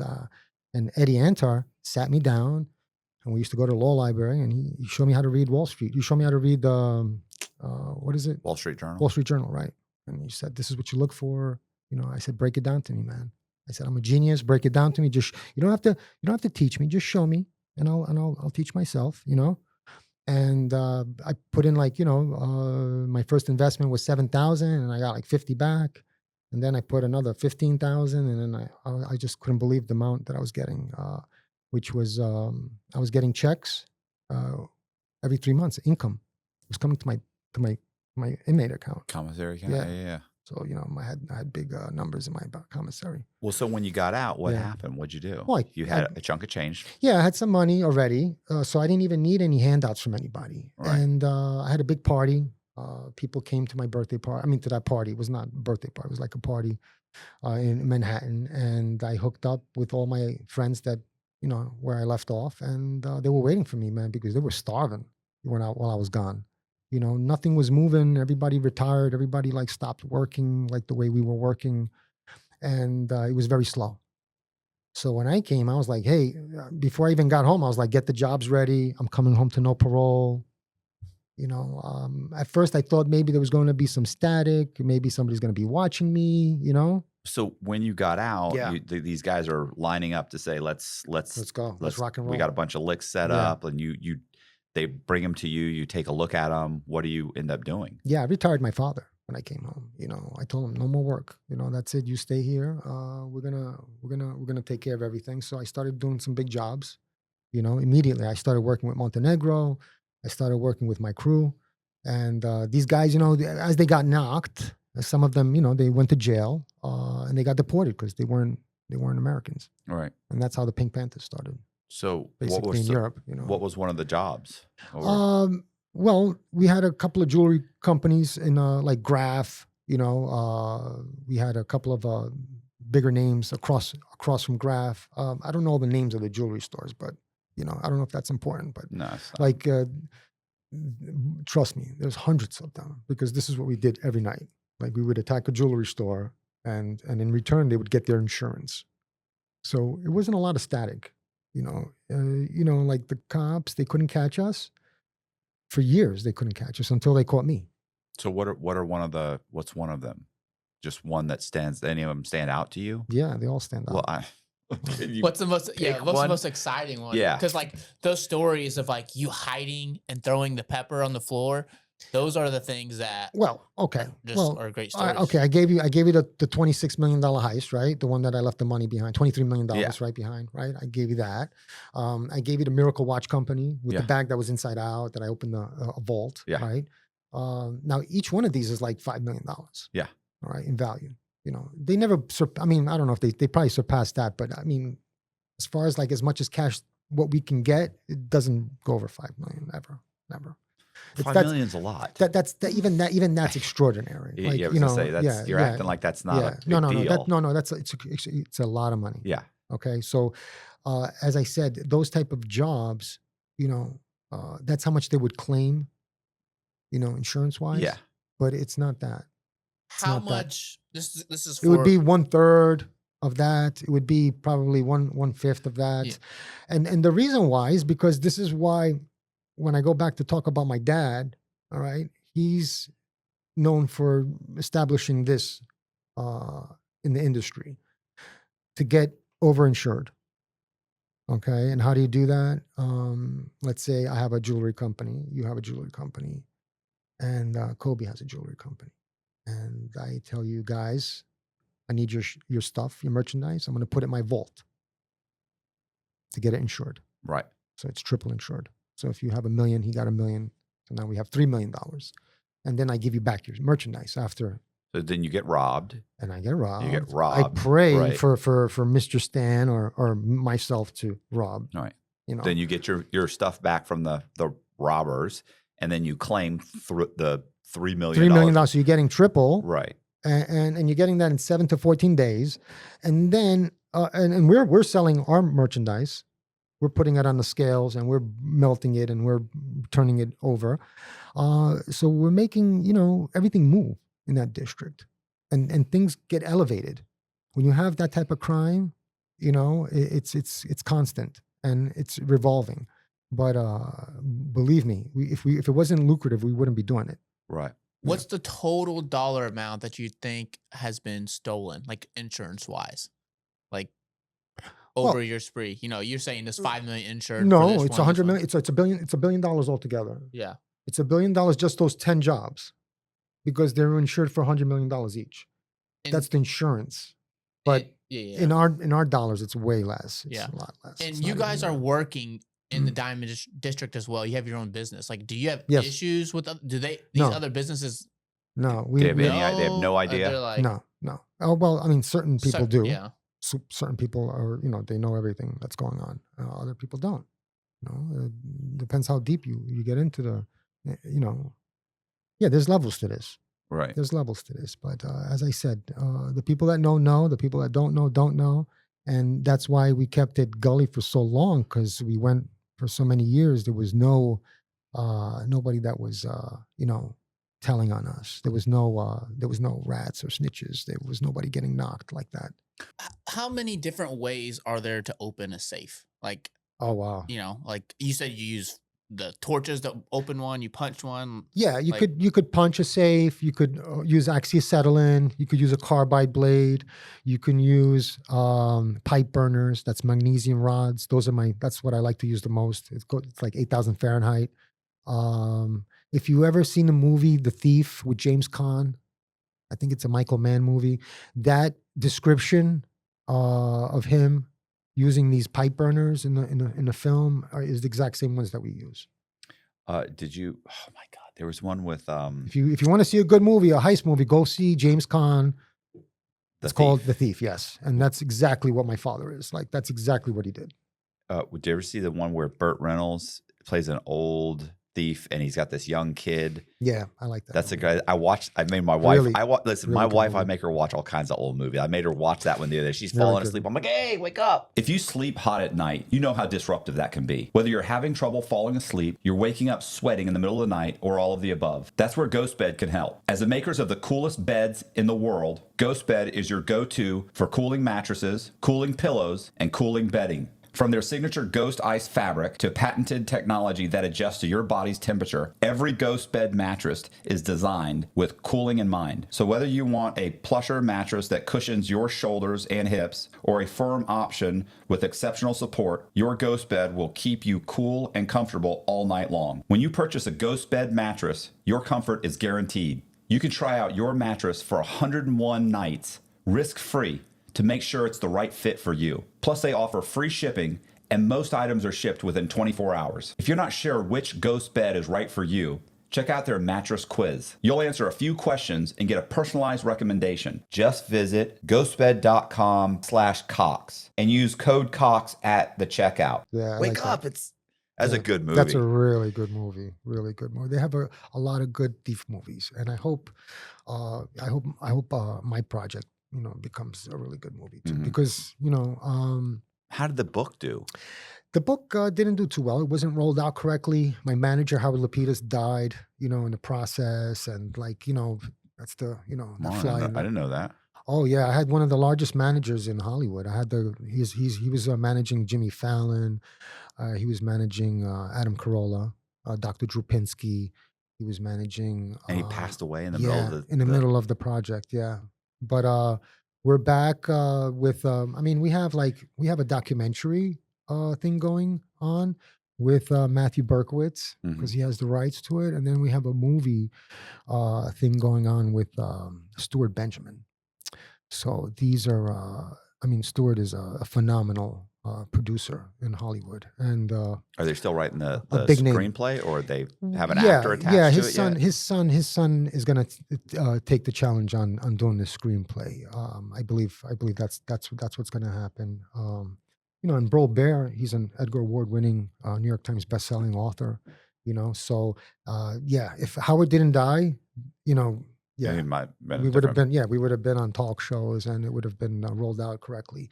But hey, it got optioned. We're in the second year also, and we're doing the documentary, I believe, on the 13th or 14th. Where are you shooting that? I think we're gonna do that. We're gonna start in Miami, Sunny Isles Beach, Aventura, and then we're gonna take it to New York. I was gonna say you gotta go. Yeah, Shoot absolutely. some of it. You gotta. Yeah, absolutely. The Diamond District is you cannot not shoot the Diamond District. It's even though it's not the same area. Like this, it's not the same place that it was when I was there. It's not.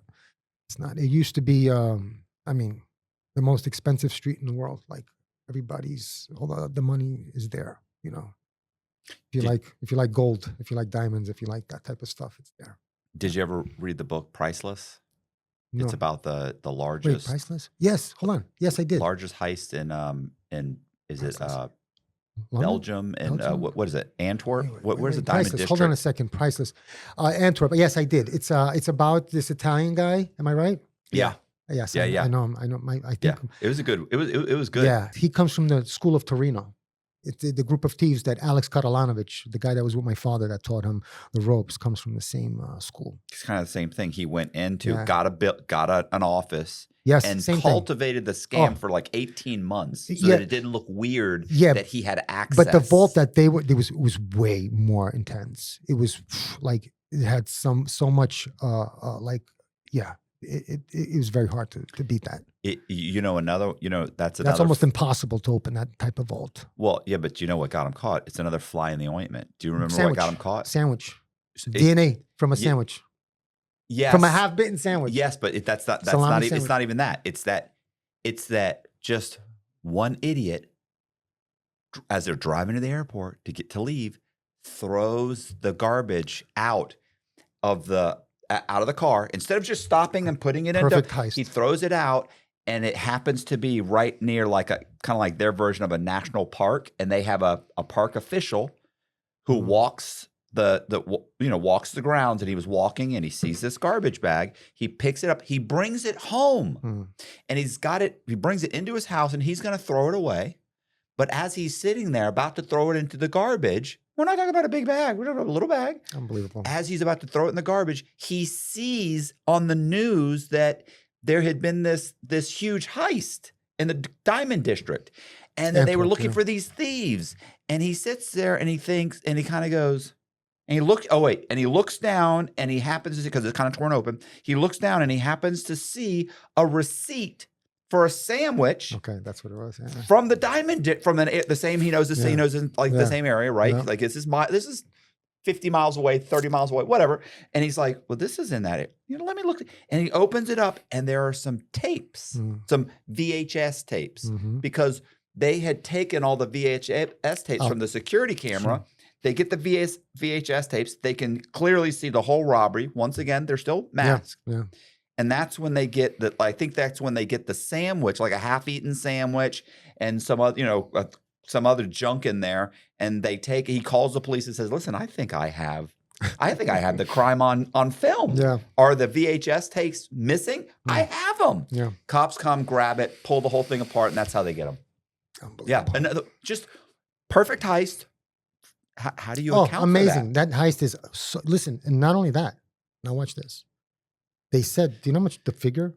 How much they robbed? Isn't it like $1 billion or half Like a billion? $320 million. Oh, so okay, Yeah, 320. like that. But they never found the diamonds. Oh no, yeah, no, you're right. He did 10 years. Yeah. He did 10 years. They He- never found anything. he did and they're 10 following years. him still. They were still following him. He also, this is funny. So what happened? You'll like this. This is funny. This is just some silly that I like that one. he was the flawless. That's right. Flawless. he was the Correct. most.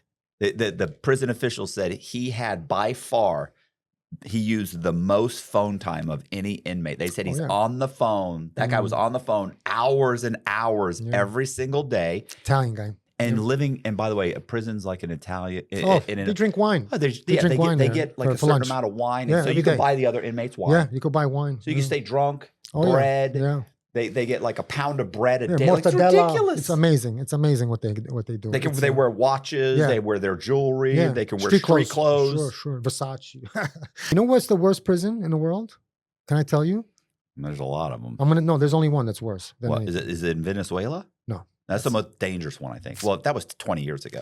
I don't know. What is it? It's in France. Oh, the Catch Me If You Can. That one. Oh. It's not in the movie, but it's in the book. The book is only this big. It's in the back of the book. This is where they put him. They put him in a 5.5 by 5.5 cell. So you can never fully stretch out. Yeah. No bathroom. They left a bucket in there that overflows. His hair got so long that there was maggots. Lice. He had lice. double pneumonia. Double pneumonia. Yeah, He double went like this to his arm, and he grabbed the bone. Like he went like this to his bicep and grabbed the whole thing. Yeah. Like that's how skinny he was. He was in a mole. Like they there's no light there. Mm-hmm. So they have dark therapy, meaning it takes like 30 days or something for you to get your vision back. They do that so you can't escape. Yeah. So there's no light. There's not even a pinhole of light. Have you ever been to the Bridge of Sighs? No. And you've been to Venice. You ever been to Venice? I've been to Venice, but I haven't So been in Venice, you probably passed right by it, didn't realize. You know why? Because you Wait, it's a probably prison? no, it's the bridge. I'm Oh, gonna explain. bridge. Okay. Here's the thing: you don't take the tours, do you? No. That's for tourists. That's Yeah. ridiculous. What, the I bridge with take the locks on it? You talking No, about? I which take one? the tours. Oh, okay. You have to take the Nah, tours. I lived in Europe. It's I don't silly. take the Yeah, see, he thinks Yeah. it's silly. Yeah. That's what this is. We get the good stuff. So Venice. Yeah, of course I was in in Venice. Venice, Yeah, they is nice. have the Right next to court. Trieste. They have the courthouse, right? Which Okay. was built, by the way, back in Napoleonic times. Wow. So this Wow. is the courthouse, and when you get sentenced, there was because it's canals. And they hang you right there. No, we stop. They have a bridge that goes over the canal Okay. to the prison. The prison is attached to the court system. Oh, wow. And so the bridge that goes over there, it had a trellis system, right? So that, it has to look pretty. They can't have bars. And the guards named it the Bridge of Sighs because when the inmates would get like a 5-year sentence, they'd walk across the bridge, and this is the last time they're going to see sunlight because they put them in these 5 foot by 5 foot. Oh, little yeah? things. Yeah. And so they would stop and they'd look out and the guards realized this is they would stop and the prisoners would go. And then they'd walk Bridge of in there Sighs. because you have to understand, even if you got like a hear about 5-year sentence or Oh, a it's- 3-year oh, sentence, no, it's there's a good chance you're going to die. Yeah, you're going to die. Within not gonna 5 years survive is it. like a 20-year sentence, 30-year sentence. Right. Usually if you're going to get like 20, 30 years, they give you for a body 5 years. That's it. That's the top. Because what are the chances You're not going to survive that? it. You're not going to survive it. It's depression, PTSD.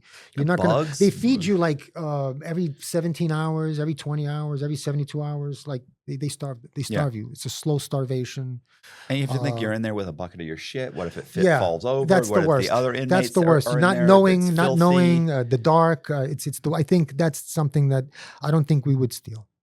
We wouldn't do crime No, if there was jails you'd like be that. terrified. Yeah. I mean, these are Mickey Mouse jails here. So it's like, very, I mean, I was with Yaponchek, one of the biggest Russian gangsters in the world. And And they probably laugh about the fucking prisons here. Mickey Mouse. He's like, this is Disney World. Yeah. We got Walkmans, we got movies, we got, I mean, quite like it's really, the federal system is really, I mean, you could do your time there. I no knew a guy problem. named Killian, and he was Romanian, and he had been in jail in someplace like it was like Serbia or something, Oh, and he was just like this place, yeah, they like beat you this is a country They club. beat you over there 3 times a day. Oh, he was Every it count was- is a beating. Oh, I don't know. And they got What- these sticks. They're like rubber and lead. So when they hit you, it hits you like 3 times.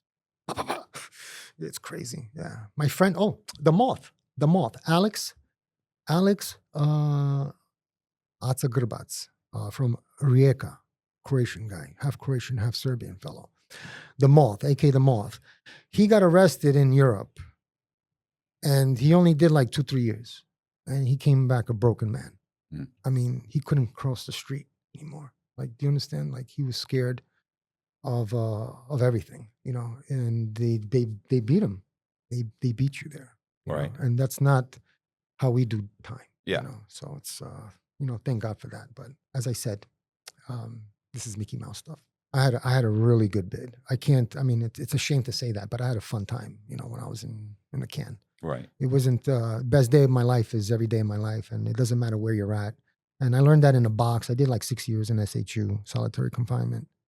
So I'm my wires are kind of twisted, Did you do box time by any chance? Like 45 days. I That's did like it. 4 Yeah. different times I went in, but it was the longest stretch was like 45 days. And mine was like 2 years, I think. Yeah, which is ridiculous. So And by the way, Yeah. the shoe in Coleman, yeah. like you have a hot shower, you have a bath, you have Every a 3 toilet days, and sink every 3 in your days. cell. That, yeah. That's In right. your cell. In your cell. Yeah, you don't go nowhere. Yeah, There's that's right. so few people in Yeah, it yeah, in there yeah. that you go in, you don't Yeah. have to have a roommate. So you could hang out Yeah, by yourself. They yeah. bring the cart by for books Sure. 3, 4, 5 times a day. Love the books, by the way. Yeah. So you're just reading. You can read. Love reading. You Oh, hang out by yourself. It's hot. Take a hot shower. Yeah. Like I love it. It's a dream compared to any place Oh, I've yeah, ever else yeah. I've ever heard. They're like, Sure. "Are you fucking serious? Yeah, You have a man. shower in Yeah, your in your thing?" cell, in Yeah. your cell. Yeah, yeah, yeah. I was in a couple of SHUs and those type of the new design prisons that they do that, Mhm. and your rec is in the back. Also, everything's there. Yeah, yeah. You don't go nowhere. Yeah. You're Yeah, there. you don't have They to. just open the door and you're out. You have a little I gate or was gonna say, something. Yeah. the only thing that really sucked was one, it was so fucking cold, and they'd only give you like a sheet, like Mm. 2 sheets, right? Mhm. And Oh yeah. so you'd complain, you'd be like, "Man, can I get another A sheet? blanket? Can I get a Yeah, blanket? I'm fucking Blanket? freezing. Can I?" Yeah. Yeah. And they'd be like, "No, you're only allowed this much, Yeah. Cox. I can't." And you're Yeah. like, "Fuck, man, it's freezing." So you end up wearing your jumpsuit, Yeah. and you only get so much of everything, so it's hard to stay warm. But other than that, it's fucking fine. Yeah. It's not a big deal. So But it big, wasn't 2 big, years though. big difference. Big difference. European jails, United States jails. Big difference. So these guys, when they come, the Pink Panther guys, whatever, from here when they come, it's like a joke. It's not a big deal. Well, anyway, my crew already like died off. It already broke apart. It turned into something else. It morphed into other things. So I mean, today, do your due diligence, do your investigation, and you'll see like, wow, I don't even want to talk about it because it's so big. Like it became so much bigger than what I started or what we did or what my father and I did. It took a life of its own. So a lot of people were extremely intelligent, dealing with high IQ, and they learned the system. They knew how to manipulate the system, and they became very successful. Unfortunately, not everybody made it health wise. Because I'm the youngest out of the crew, Hmm. and I'm 53. So yeah, nobody. There's only very few people left that I can talk to that were around during this time. But one thing I can say is what my father did and what he built changed the whole entire skyline of New York City because of what he accomplished, and how much money they garnered from doing these heists for years Hmm. because my father never got caught. He never went to jail. I mean, for that, Right.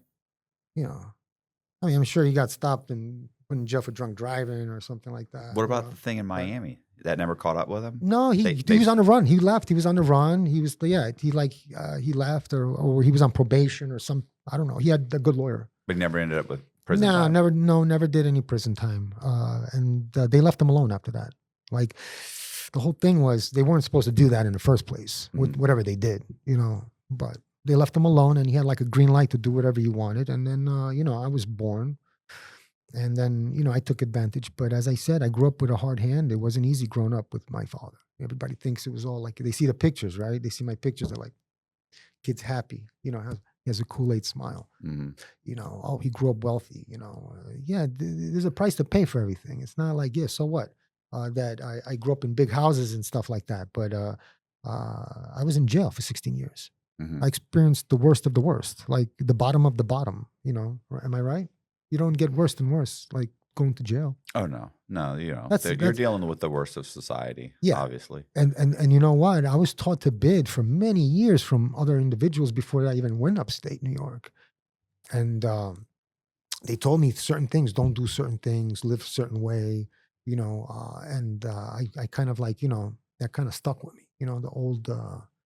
The OGs of our times, they were like, they set up a pattern of how to survive, in these waters and navigate, even if you were never in prison. Because I know a lot of people fear that the first time going into jail. Oh, like yeah, it's they're like terrifying. they're thinking, that the worst is going to happen, and so I could imagine the fear of what people could, the movies, Yeah, I mean, I think the big problem is that people don't realize that most of the stuff that happens, you bring it on yourself. You know what I'm saying? You know what I mean? Like if you get stabbed in prison, nobody just ran up and stabbed you. You ran up a bill, something. you did something, you Yeah. promised somebody something, you took some drugs, you- you have you a c- debt, gambling debt or whatever. It and could you're be not, even talking about you know, somebody.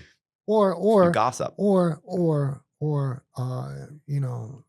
something else. It could be even some more serious than that. I've seen some serious stuff in the feds. I was blamed for a cutting in Otisville, and they don't do that. You don't cut people in the feds. People, they stab people, and like Right, but why were you blamed? I got caught for a cutting. You got caught for one, Yeah. or you did it? No, I did it. Oh, I thought you meant you I didn't got do caught it. for it because I did it. I mean, obviously, Okay. but and they were gonna give me 20 years for this.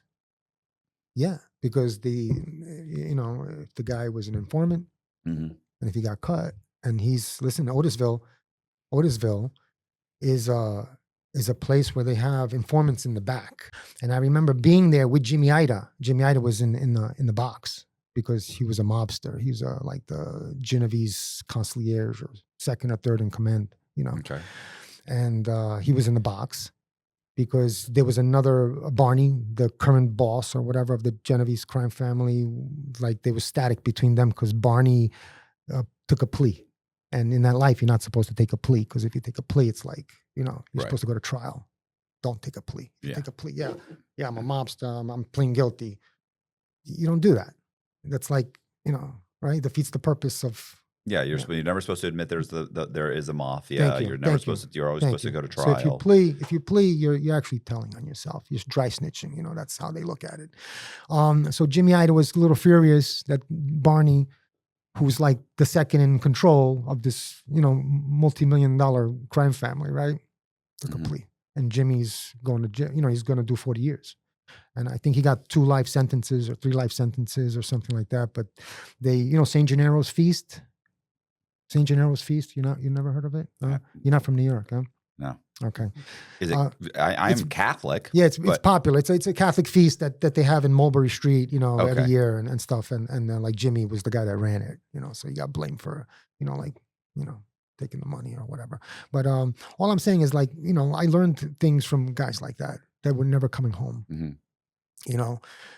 Before I was there, I was with Jojo Russo, and he passed away. And these are like guys that they write about in these books, in the mafia books and all that. And they Right. they look at them as like larger than life figures. I met them, and I had if it wasn't for me, they wouldn't have a good bids. It was because of me they lived very well. It wasn't because of them. A lot of people in the state, they think, oh, you're a mobster, they're gonna respect you. No. Doesn't work like that. It's who's holding you down, Right. So obviously, a lot of these guys that were button guys, they wouldn't have made it if it wasn't for me and my guys, like in jail. So, that's all I'm saying. But you don't get to go to the box for not doing anything, right? Right. And you don't get 1 to 3, right? 1 to 3 years and do 7 out of it Right. for being a good guy. Right. You get that for being a knucklehead, right? And not learning your lesson. So that's what happened to me. I didn't learn my lesson. I was a knucklehead, but it was the 90s. 94 was very different. Gangs just started. Remember, Blood started coming in and all that. And it was very different. But it was exciting also because, I grew up with no like brothers or sisters, so I was an only child. Mhm. So going to prison wasn't, I mean, I didn't have it that rough, put it that way.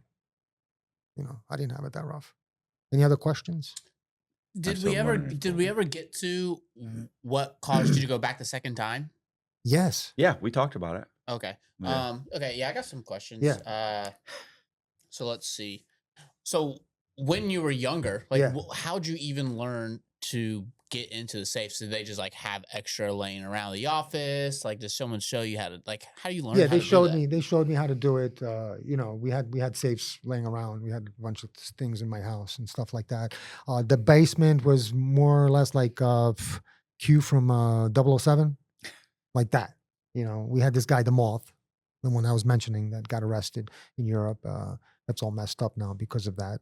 But he was like this genius key man. He invented all these, like, oh, you would love this guy. Forget about it. He would get you the UPS key, the box for the UPS codes, the meters, the key to the meters, like so you could empty out the meters, Right. like, things like that. He's really smart, like a phone booth, the phones, key to that. Any kind of like city key.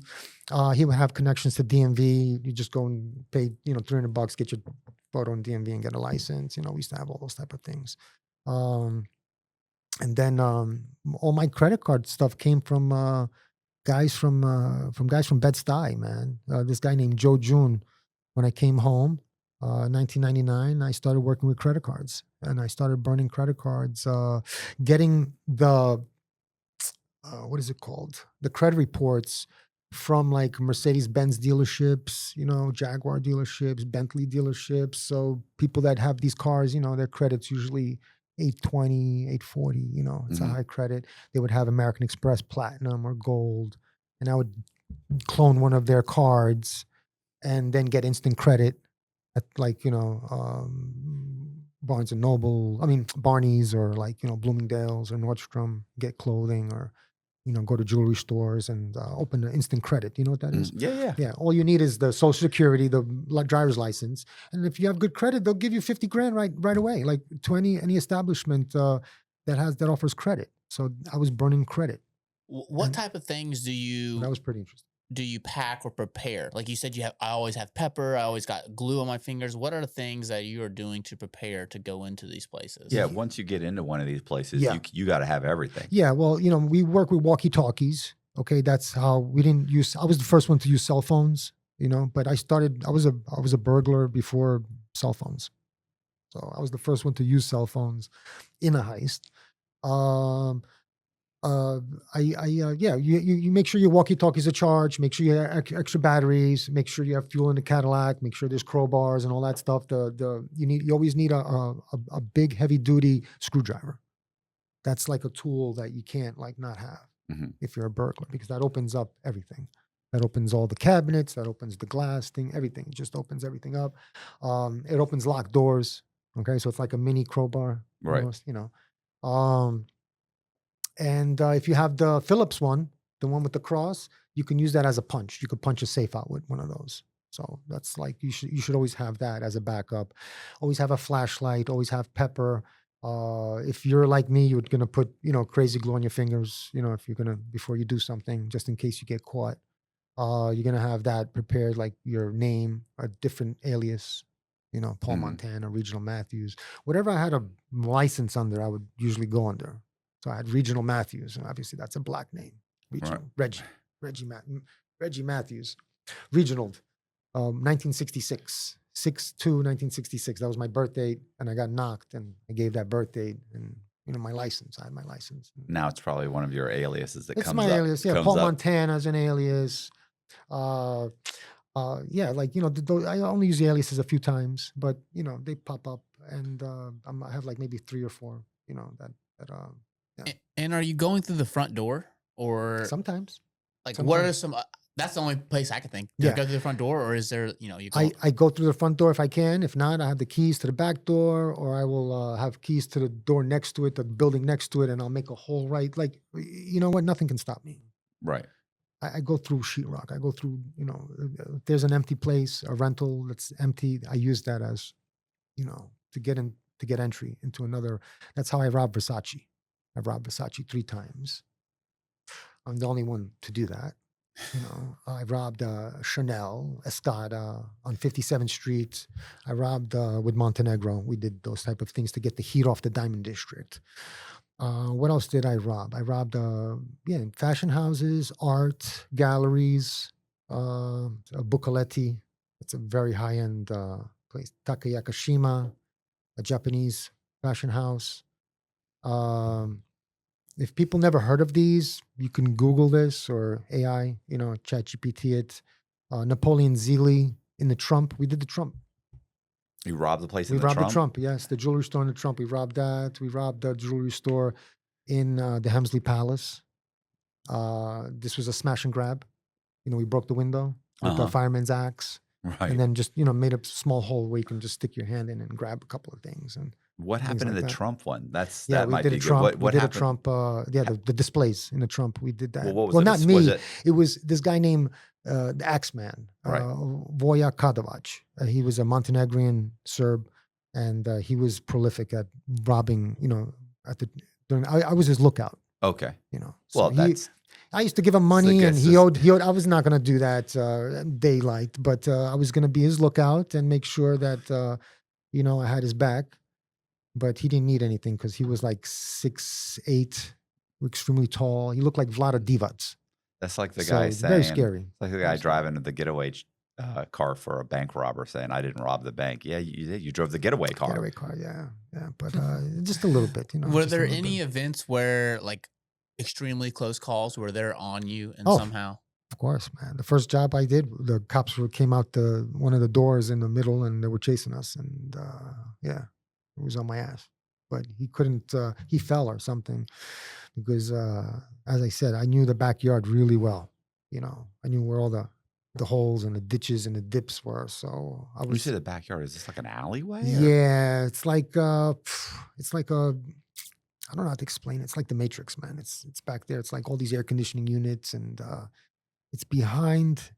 It's Behind all the main yeah, buildings, yeah, the main yeah, commercial buildings yeah, is like an yeah, alleyway where that also connects to yeah. multiple different like small yards and stuff. Yes, There's just yes, what junk back yeah. there, or It's just really like when I got arrested back there. I'll give you a good one. I'll give you a good one now that I just remember this, because I remember getting arrested. Jaime, Jamie Schaefer, Olympic rower, used to work in a whiskey bar. He wanted to do a heist with me. He wanted to get some money, $200,000-$300,000. I was like, come on, let's do a heist.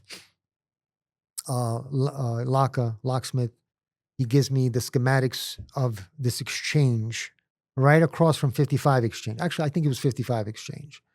And we do it. I go there and I do the ceiling. I come out the backyard. The floor is actually the ceiling of the vault. Okay. Of the vault. And I made a hole in the floor of the backyard, right, which is the vault. I'm inside the vault of the exchange. You mean like you dig a hole? Is it dirt? No, it's not a hole like that. You have to cut it. You have to cut it with blades and stuff like that. Okay. Remove its plywood. It's So it's like a roof. yeah, it's a roof. Yes. So you're Okay. cutting a hole in a roof, basically. And then I was like exactly like this. The drop ceiling. There's a Yeah. drop ceiling, and then right under the drop ceiling is the vault. Okay. The top The of the vault vault. Yeah. for the whole exchange. So all the jewelry stores that have booths, That's where they keep all their that's stuff. where they keep. Yeah, they put it they put in this like carts and stuff, and they put all their stuff in there, like little safe deposit boxes or whatever, like so they don't have to put it in their safe. So this place is packed. Place is packed with everything. How much? I don't know, probably $11-12 million. And You drop down there and what? Just you go well, I into made the all hole. I made the hole. I came in through this pizzeria on the 6th Avenue, and I broke through, through this. This is 6th Avenue, right? I broke through the backyard, whatever, to get to this the roof, right? And they told me, cut the hole right there, and you're gonna be right in the vault, which I couldn't believe, and we were, Right. right inside the vault because I'm shining the light. But what happened is, I forgot one of the walkie-talkies. I got cocky. I'm already on my, I don't know how many heists, 30, 40, heists. And I got real cocky. Now I'm running the show. Basically, I'm this young guy running the show. My father said, go in this door. I didn't go in that door. I went in through the pizzeria door, which was the first mistake. And I forgot to get the walkie-talkie out of the car. I forgot to charge it or something like that. So it wasn't working. So I didn't have eyes on 6th Avenue. Okay. The only eyes I had was on 47th Street between 5th and 6th, where my father was in the office. So he was my only lookout. But I was on this side. Okay. So what happens is Jamie, the Olympic rower, right, that worked for the whiskey bar, and I were cutting the hole. And it took like maybe 20 minutes, 20, 30 minutes. And we get the hole done. And now I'm going, no, I get the hole done. And then I see a shadow pop up behind the air conditioning unit. And I'm like, I get startled. I'm like, what the fuck? How is this possible? And then I see him again. And I'm thinking it's Zoran, my friend, that's supposed to, my lookout, the Your one lookout. yeah. And I'm like, Zoran. And then all of a sudden, like 10 cops jump out with lights and guns on me, man, drawn on me. But they're like above us and we're down, and they have like their guns pointing at us and stuff like that. And like it was just, yeah. So, I caught it. I caught the shadow behind me, and I thought, it was somebody. I didn't think it was cops, man. But the cops came in because I didn't have eyes on that street, and they came in through the pizzeria side. And and they beat us up. I mean, they sicked the dog. There's another dog they sicked on Jamie, right? And they hit him with the flashlight, and they threw us down this, like, oh my God, it was like 20 feet or 30 feet. They threw us like we're handcuffed. And they're like, do we uncuff him? Sorry, nah, fuck him, throw him down. And they threw us on our heads, man. Like I thought I was gonna die, man. Right. The way they treated me. Like, It was before body cameras. Jesus Christ. Yeah, there was no they threw me, man. They threw me off, like handcuffed. And they're like, I thought I was gonna break my face or something. Like, holy crap. Thank God I didn't fall on my face or something like that. But that was some scary stuff, man, because I'm thinking I'm going to get murdered by the police Mm-hmm. back there. And I'm in the back, nobody's there. I'm like, you guys are fucked. So they're all jacked up. There's this like emergency service unit, which is SWAT team in New York. And they're all jacked up on something, man. They're just, they're aching to fucking put that work in, And thank God Jamie's, he's taller than me. He's an Olympic rower. He's like 6'5" or something like that. So he gets beaten. He gets beat up a little bit. My size is intimidating. Mm-hmm. Me, I'm only 6 foot. So it's like, so I didn't get my ass kicked, but he definitely got, his back. That's why he stopped being an Olympian and all that, because he had back problems, and they caught him right there in his back where he had problems. And I saw him in agony, like in yelp in pain.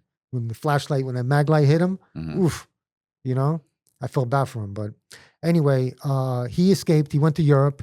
He had a trial and he left. He asked my dad for a clean passage, and he went to Serbia, and he never came back. But this is one of the guys that worked in the whiskey bar, and he's in the book, Jamie. And I brought him there, and these guys, the cops that jumped out, I'm going to tell you what happened.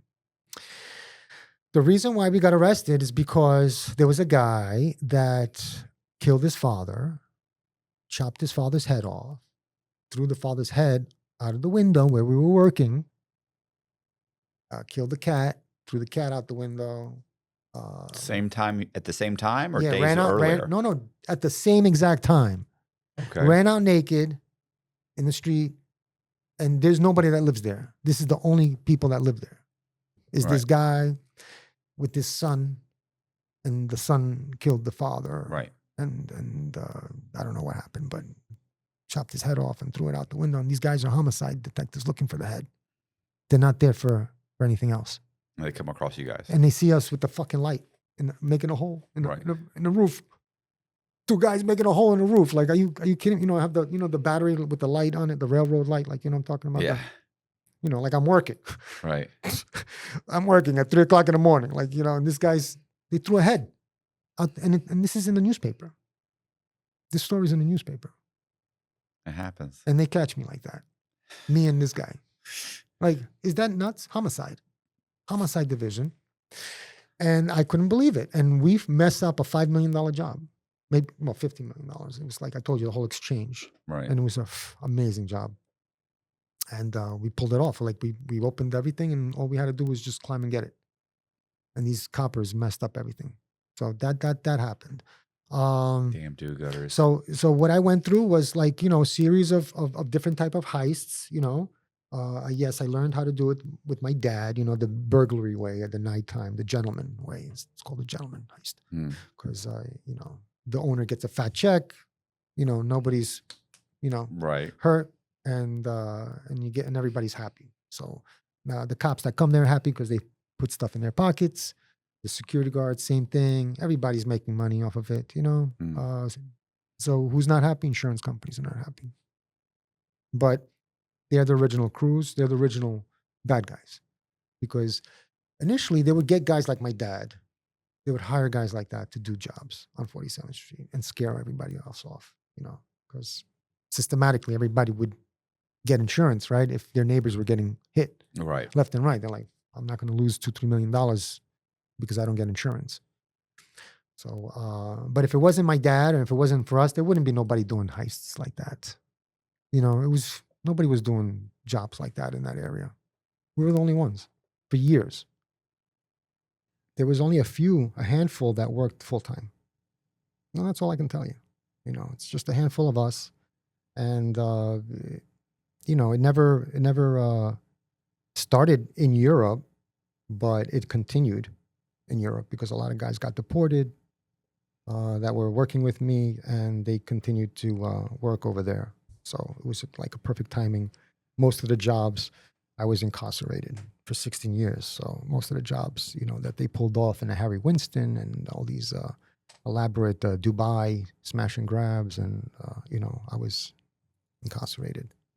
But Did you ever do any stuff in Europe? yeah, I can talk about it now. Oh, Yes, okay. yes. I went to Europe every year of my life since I was born.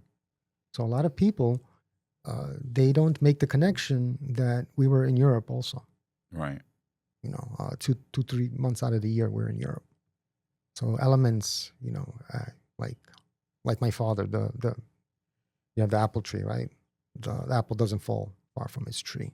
And in Europe, there was a lot of people that wanted to work that couldn't come to the United States. So it enabled them to work in Europe, Switzerland, Germany, Düsseldorf, Austria. There's, some good jobs in Europe. So I experienced a few, which were pretty cool. So what's those trips to Europe like? Like you go over there and you just got people coming in. Hey, I know this place. I know this place. Like what's those months in Europe look like? Well, Europe is a vacation. It's mostly a vacation. But when I was living there, I experienced doing things with my friends and stuff like that. So we get to do things. It's just, yeah. Europe is heavy duty. Like what things? Like humor us with specifics. Okay. Well, I'm a heist guy. That's what I do. Heists. I'll give you one incident. I'm not gonna say that I was part of it, but I'm gonna talk about what happened. South of France, Saint Tropez. Okay. Sounds very sexy. Oh yeah, it's somewhere where you would like to be on vacation, and you have the Graph. Actually, it wasn't the Graph. It was the Hotel Intercontinental, and you had 3 individuals going there with Uzi machine guns, and they lit up the whole place, and everybody hit the deck, and they stole like $52 million worth of diamonds and jewelry and watches, and they left with no hitch, with nothing. Without a problem. And when the police came to investigate, because they said, hey, they came in here and they shot up the place, there was no bullet holes. It was all blanks. Okay. So theatrics. So when you're saying they grabbed all this the Right. jewelry, like Right. is this from the hotel's stores, or are they Yeah. pulling it off of the people that are laying on the ground, or No, is it? there's hotel jewelry stores Mhm. inside the hotel, but there was also an exhibition that they do once a year or twice a year, or maybe probably even more. But that's how this was an exhibition, and the whole exhibition was stolen. So, Okay. and they left like on boats, I believe. So it's extremely, for Hollywood, it's people thrive. They just want stories like It's this. very the Italian job. Yeah, extreme. Yeah, it's very much similar to Yeah. that. Similar to that. But that's like the Carlton Hotel that happened in Saint Tropez, and yeah, 90s, from the 90s to 2003, 4. It got hit multiple times. Hotels get hit. People don't talk about hotels as much, but hotels is another. There's a lot of wealth in hotels if you have inside information. So what are you doing today? You got out of prison. You got out of prison. You didn't exactly go straight. Yes. But what happened? How'd that turn out? To dwindle off slowly, and you. It wasn't easy. It wasn't easy. It knowing what I know, and knowing how easy it is for me to get money. It's not easy. It's like an addiction that you have. I was addicted to money, and if I didn't have a couple of $1,000s on me, I wouldn't feel good going out. I wouldn't feel good about myself. I never had hard years until like the last 5 years of my life. Yeah, that's something that I just learned now. But I don't have any bad habits anymore. That's one thing I can tell you. I did everything, in a way. I guess I held to my promise. I kept my promises to people that I made promises to. And yeah, in 2011, 2012, I retired from crime completely, meaning I was on parole all the way until 2015. And I completed my parole. And that's when I started writing the book and writing the stories after I did parole.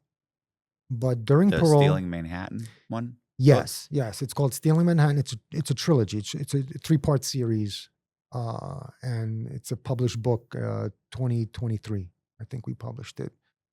And as I said, it was supposed to get rolled out a little bit better, but we had people die on us, and but it's okay. It's gonna happen eventually, because the story's that great of a story, and it really did happen. And we have a lot of pictures to prove it, and witnesses, and it's just an amazing New York tale, a true crime story that actually happened in our time, and it's an American story. So I don't know, what do you want to call it? Stealing Manhattan, American Pink Panther. But the DNA to the Pink Panthers in Europe is my dad and myself, and my mom, and all the people that were with us. So I just want to say something, that we're extremely, fortunate to be here today, and compared to what we went through, a lot of people didn't make it home. A lot of Mhm. people didn't make the 5 years. Um, and I think that we're here for a reason, right, and a purpose, a greater purpose. And I think that we could spread a message, to the audience, that it doesn't pay to do crime today. Mhm. Back then, that's the only thing we had. You know, I don't know. Did you have anything else different other than what you had going on for you? I mean, I think I did. I think I was just greedy and I liked it. Oh I yeah, you liked enjoyed it. There it. you go. Enjoyed it. Yeah, I liked it. I yeah. liked bragging, feeling, I think it was a lot of ego. I liked feeling like made me feel smart and special to beat the system, Yes. Thank and you. you feel good about yourself. And there was probably tons of reasons that I had to not feel good about myself, and that was something I was exceptional at. So I enjoyed it, and it's just like you said, I got out of prison, and so it was hard thinking I could do this, I could do that, I could do. Instead, I'm sleeping in a rooming house, and I'm driving a piece of junk car, and it's and everything. I'm barely making my rent every month, and it's so there's that year or two there was like. But yeah, I of course just didn't. I also my big fear was like at the time I just didn't want to go back to prison. Yeah. I wanted to do this. I wanted this to work. So I just knew if I kept working towards this, I just felt like it would pay off, and I just did not want to go back to prison. You're an artist. I've seen I your I, paintings. I am. You're an artist, and you started art before I started art. I started art in 2019. You started before me, right? I have a degree in fine arts, so I've always kind of You painted always, and drawn, yeah. and And that's amazing that you have that talent. luckily I had that when I got out. I Yeah, was able to sell I paintings, saw. I saw for that. several years. That because Don't this give up wasn't on. this Don't wasn't don't paying the don't. You got to bills. keep on doing art. Yeah, Like no, you I need to still do. I always do art. actually Yeah, have a bunch of paintings I have you're artist. designed Yeah, that I'm going to paint and put in here. I have nice. I have 4 6-foot by 4-foot canvases that I'm going to put in here. Okay. Art is something that I can relate to. My mom was an artist before all this criminal stuff. My father too. Uh, Educated people, college educated. But as I said, they don't believe in borrowing. They don't believe in that type of, they like what I know today.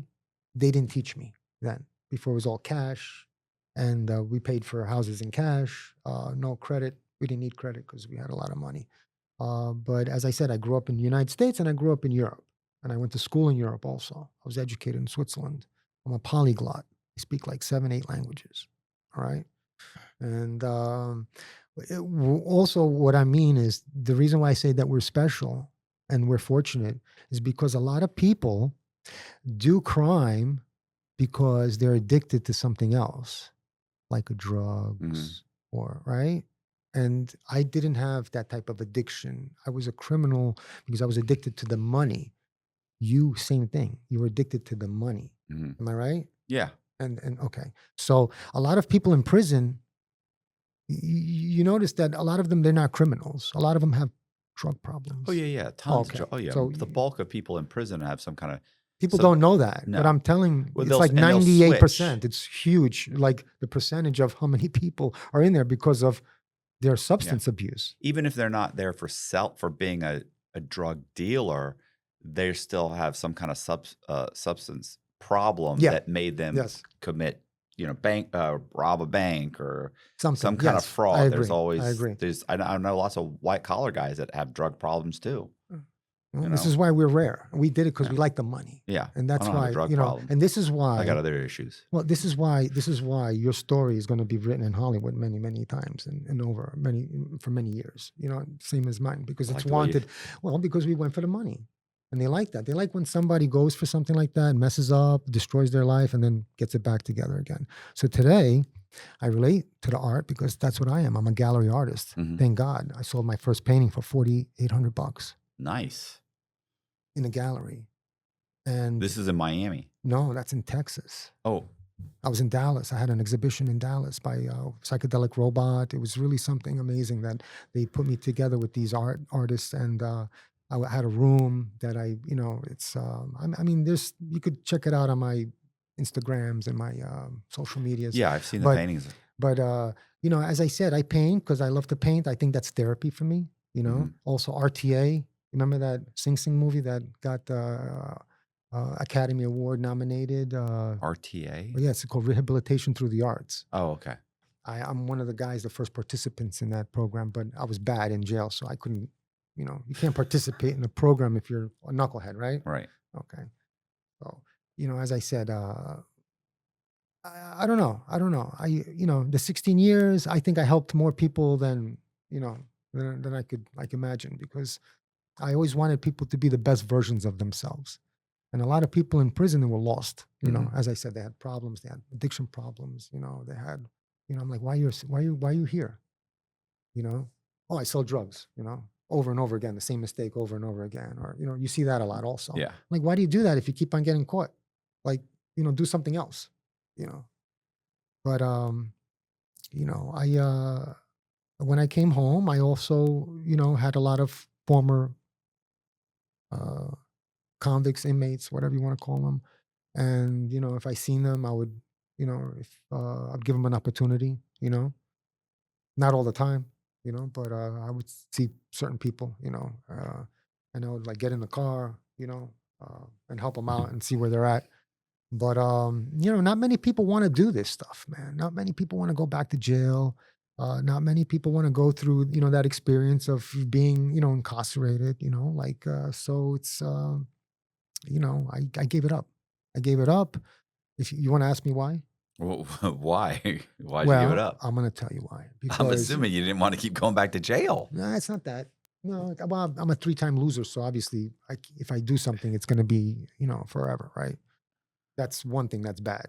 I gave up because everything turned. Too many people were revealing the truth on certain things. Too many rats, too many informants. Mhm. You can't work with people like that. There's no course of action. Right. You can't win if you have informants with you. What are you're gonna go to jail forever. Yeah. So that's why I had to cut it out. And I promised my stepdad, Al DeGangi, he was in the jewelry business for 50 years, my mom's second husband. And he left my mom an abundance of money. And he said, look, Paul, he calls me Paul. He's like, look, I need you to stop your shit. No more. Okay? Take care of your mom. You're good.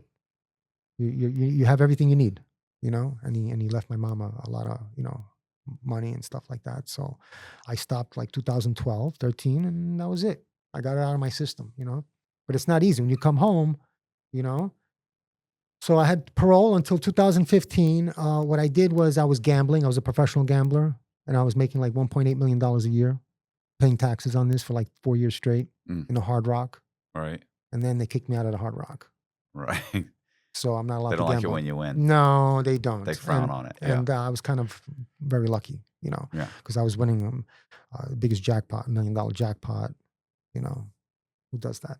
You know, so they got write-ups also. You could find it on, you know, there's a bunch of articles on me when I was on parole, and I was winning big jackpots. I was winning cars. I was winning. I mean, yeah, it was pretty fun. And you know, as I said, you know, the art thing is cool. The writing is cool. You know, the making movies and documentaries is amazing, and that's what I'm focused in right. You know, that's my focus right now, to do that, to put the story up, and not only my story, other people's stories too.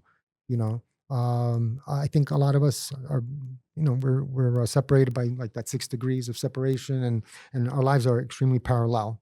You know, and we all meet up somewhere. You know, there's a crossroad somewhere. You know, so I'm just telling my story, and hopefully nobody falls down my path and takes, you know, what I did, you know, that they want to do it, because it's not a good path.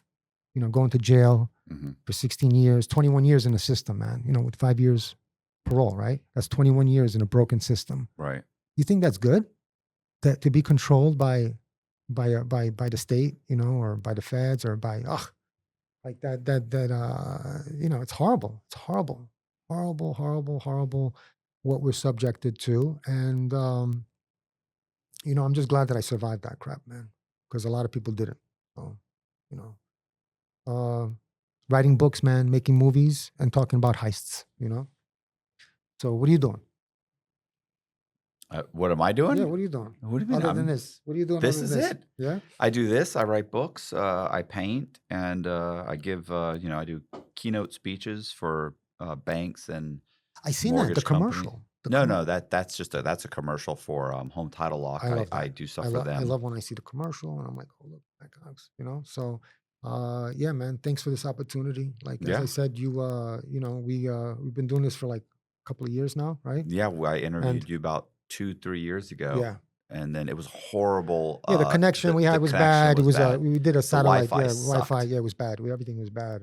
And you know, so I know I read the comments. You know, everybody was so upset. They were right. They were like, It look wasn't at that this, bad. you There's know. always some douche. There's always a bunch of douchebags. That's okay. But you know what? To me, it's important today. I don't want to be a douchebag no more. Right. You know, I don't want to be that. I don't want to be that scumbag. I don't want to be that, because I'm already labeled a thief, and then I got to explain to people what kind of thief I am. You know, I'm the good thief. You know, right? Yeah.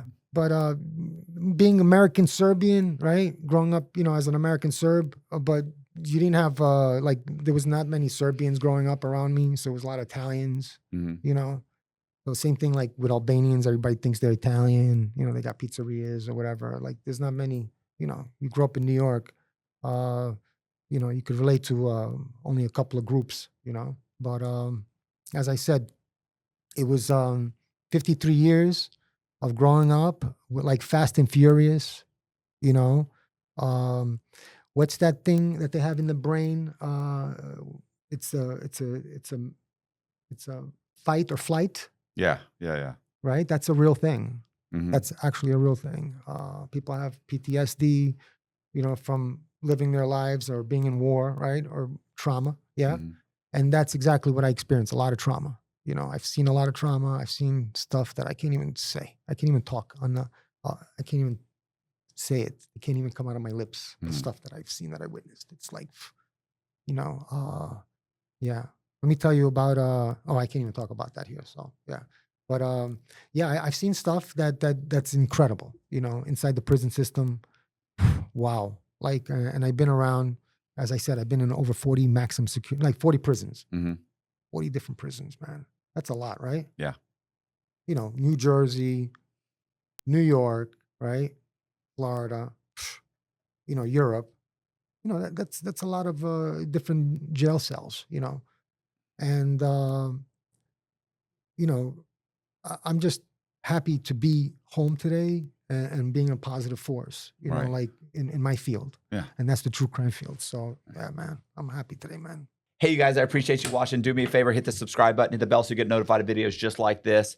If you'd like to find Punch, go to his Instagram. The link will be in the description. All of his social medias that he wants promoted, or if you want to reach out to them, we'll put them in the description.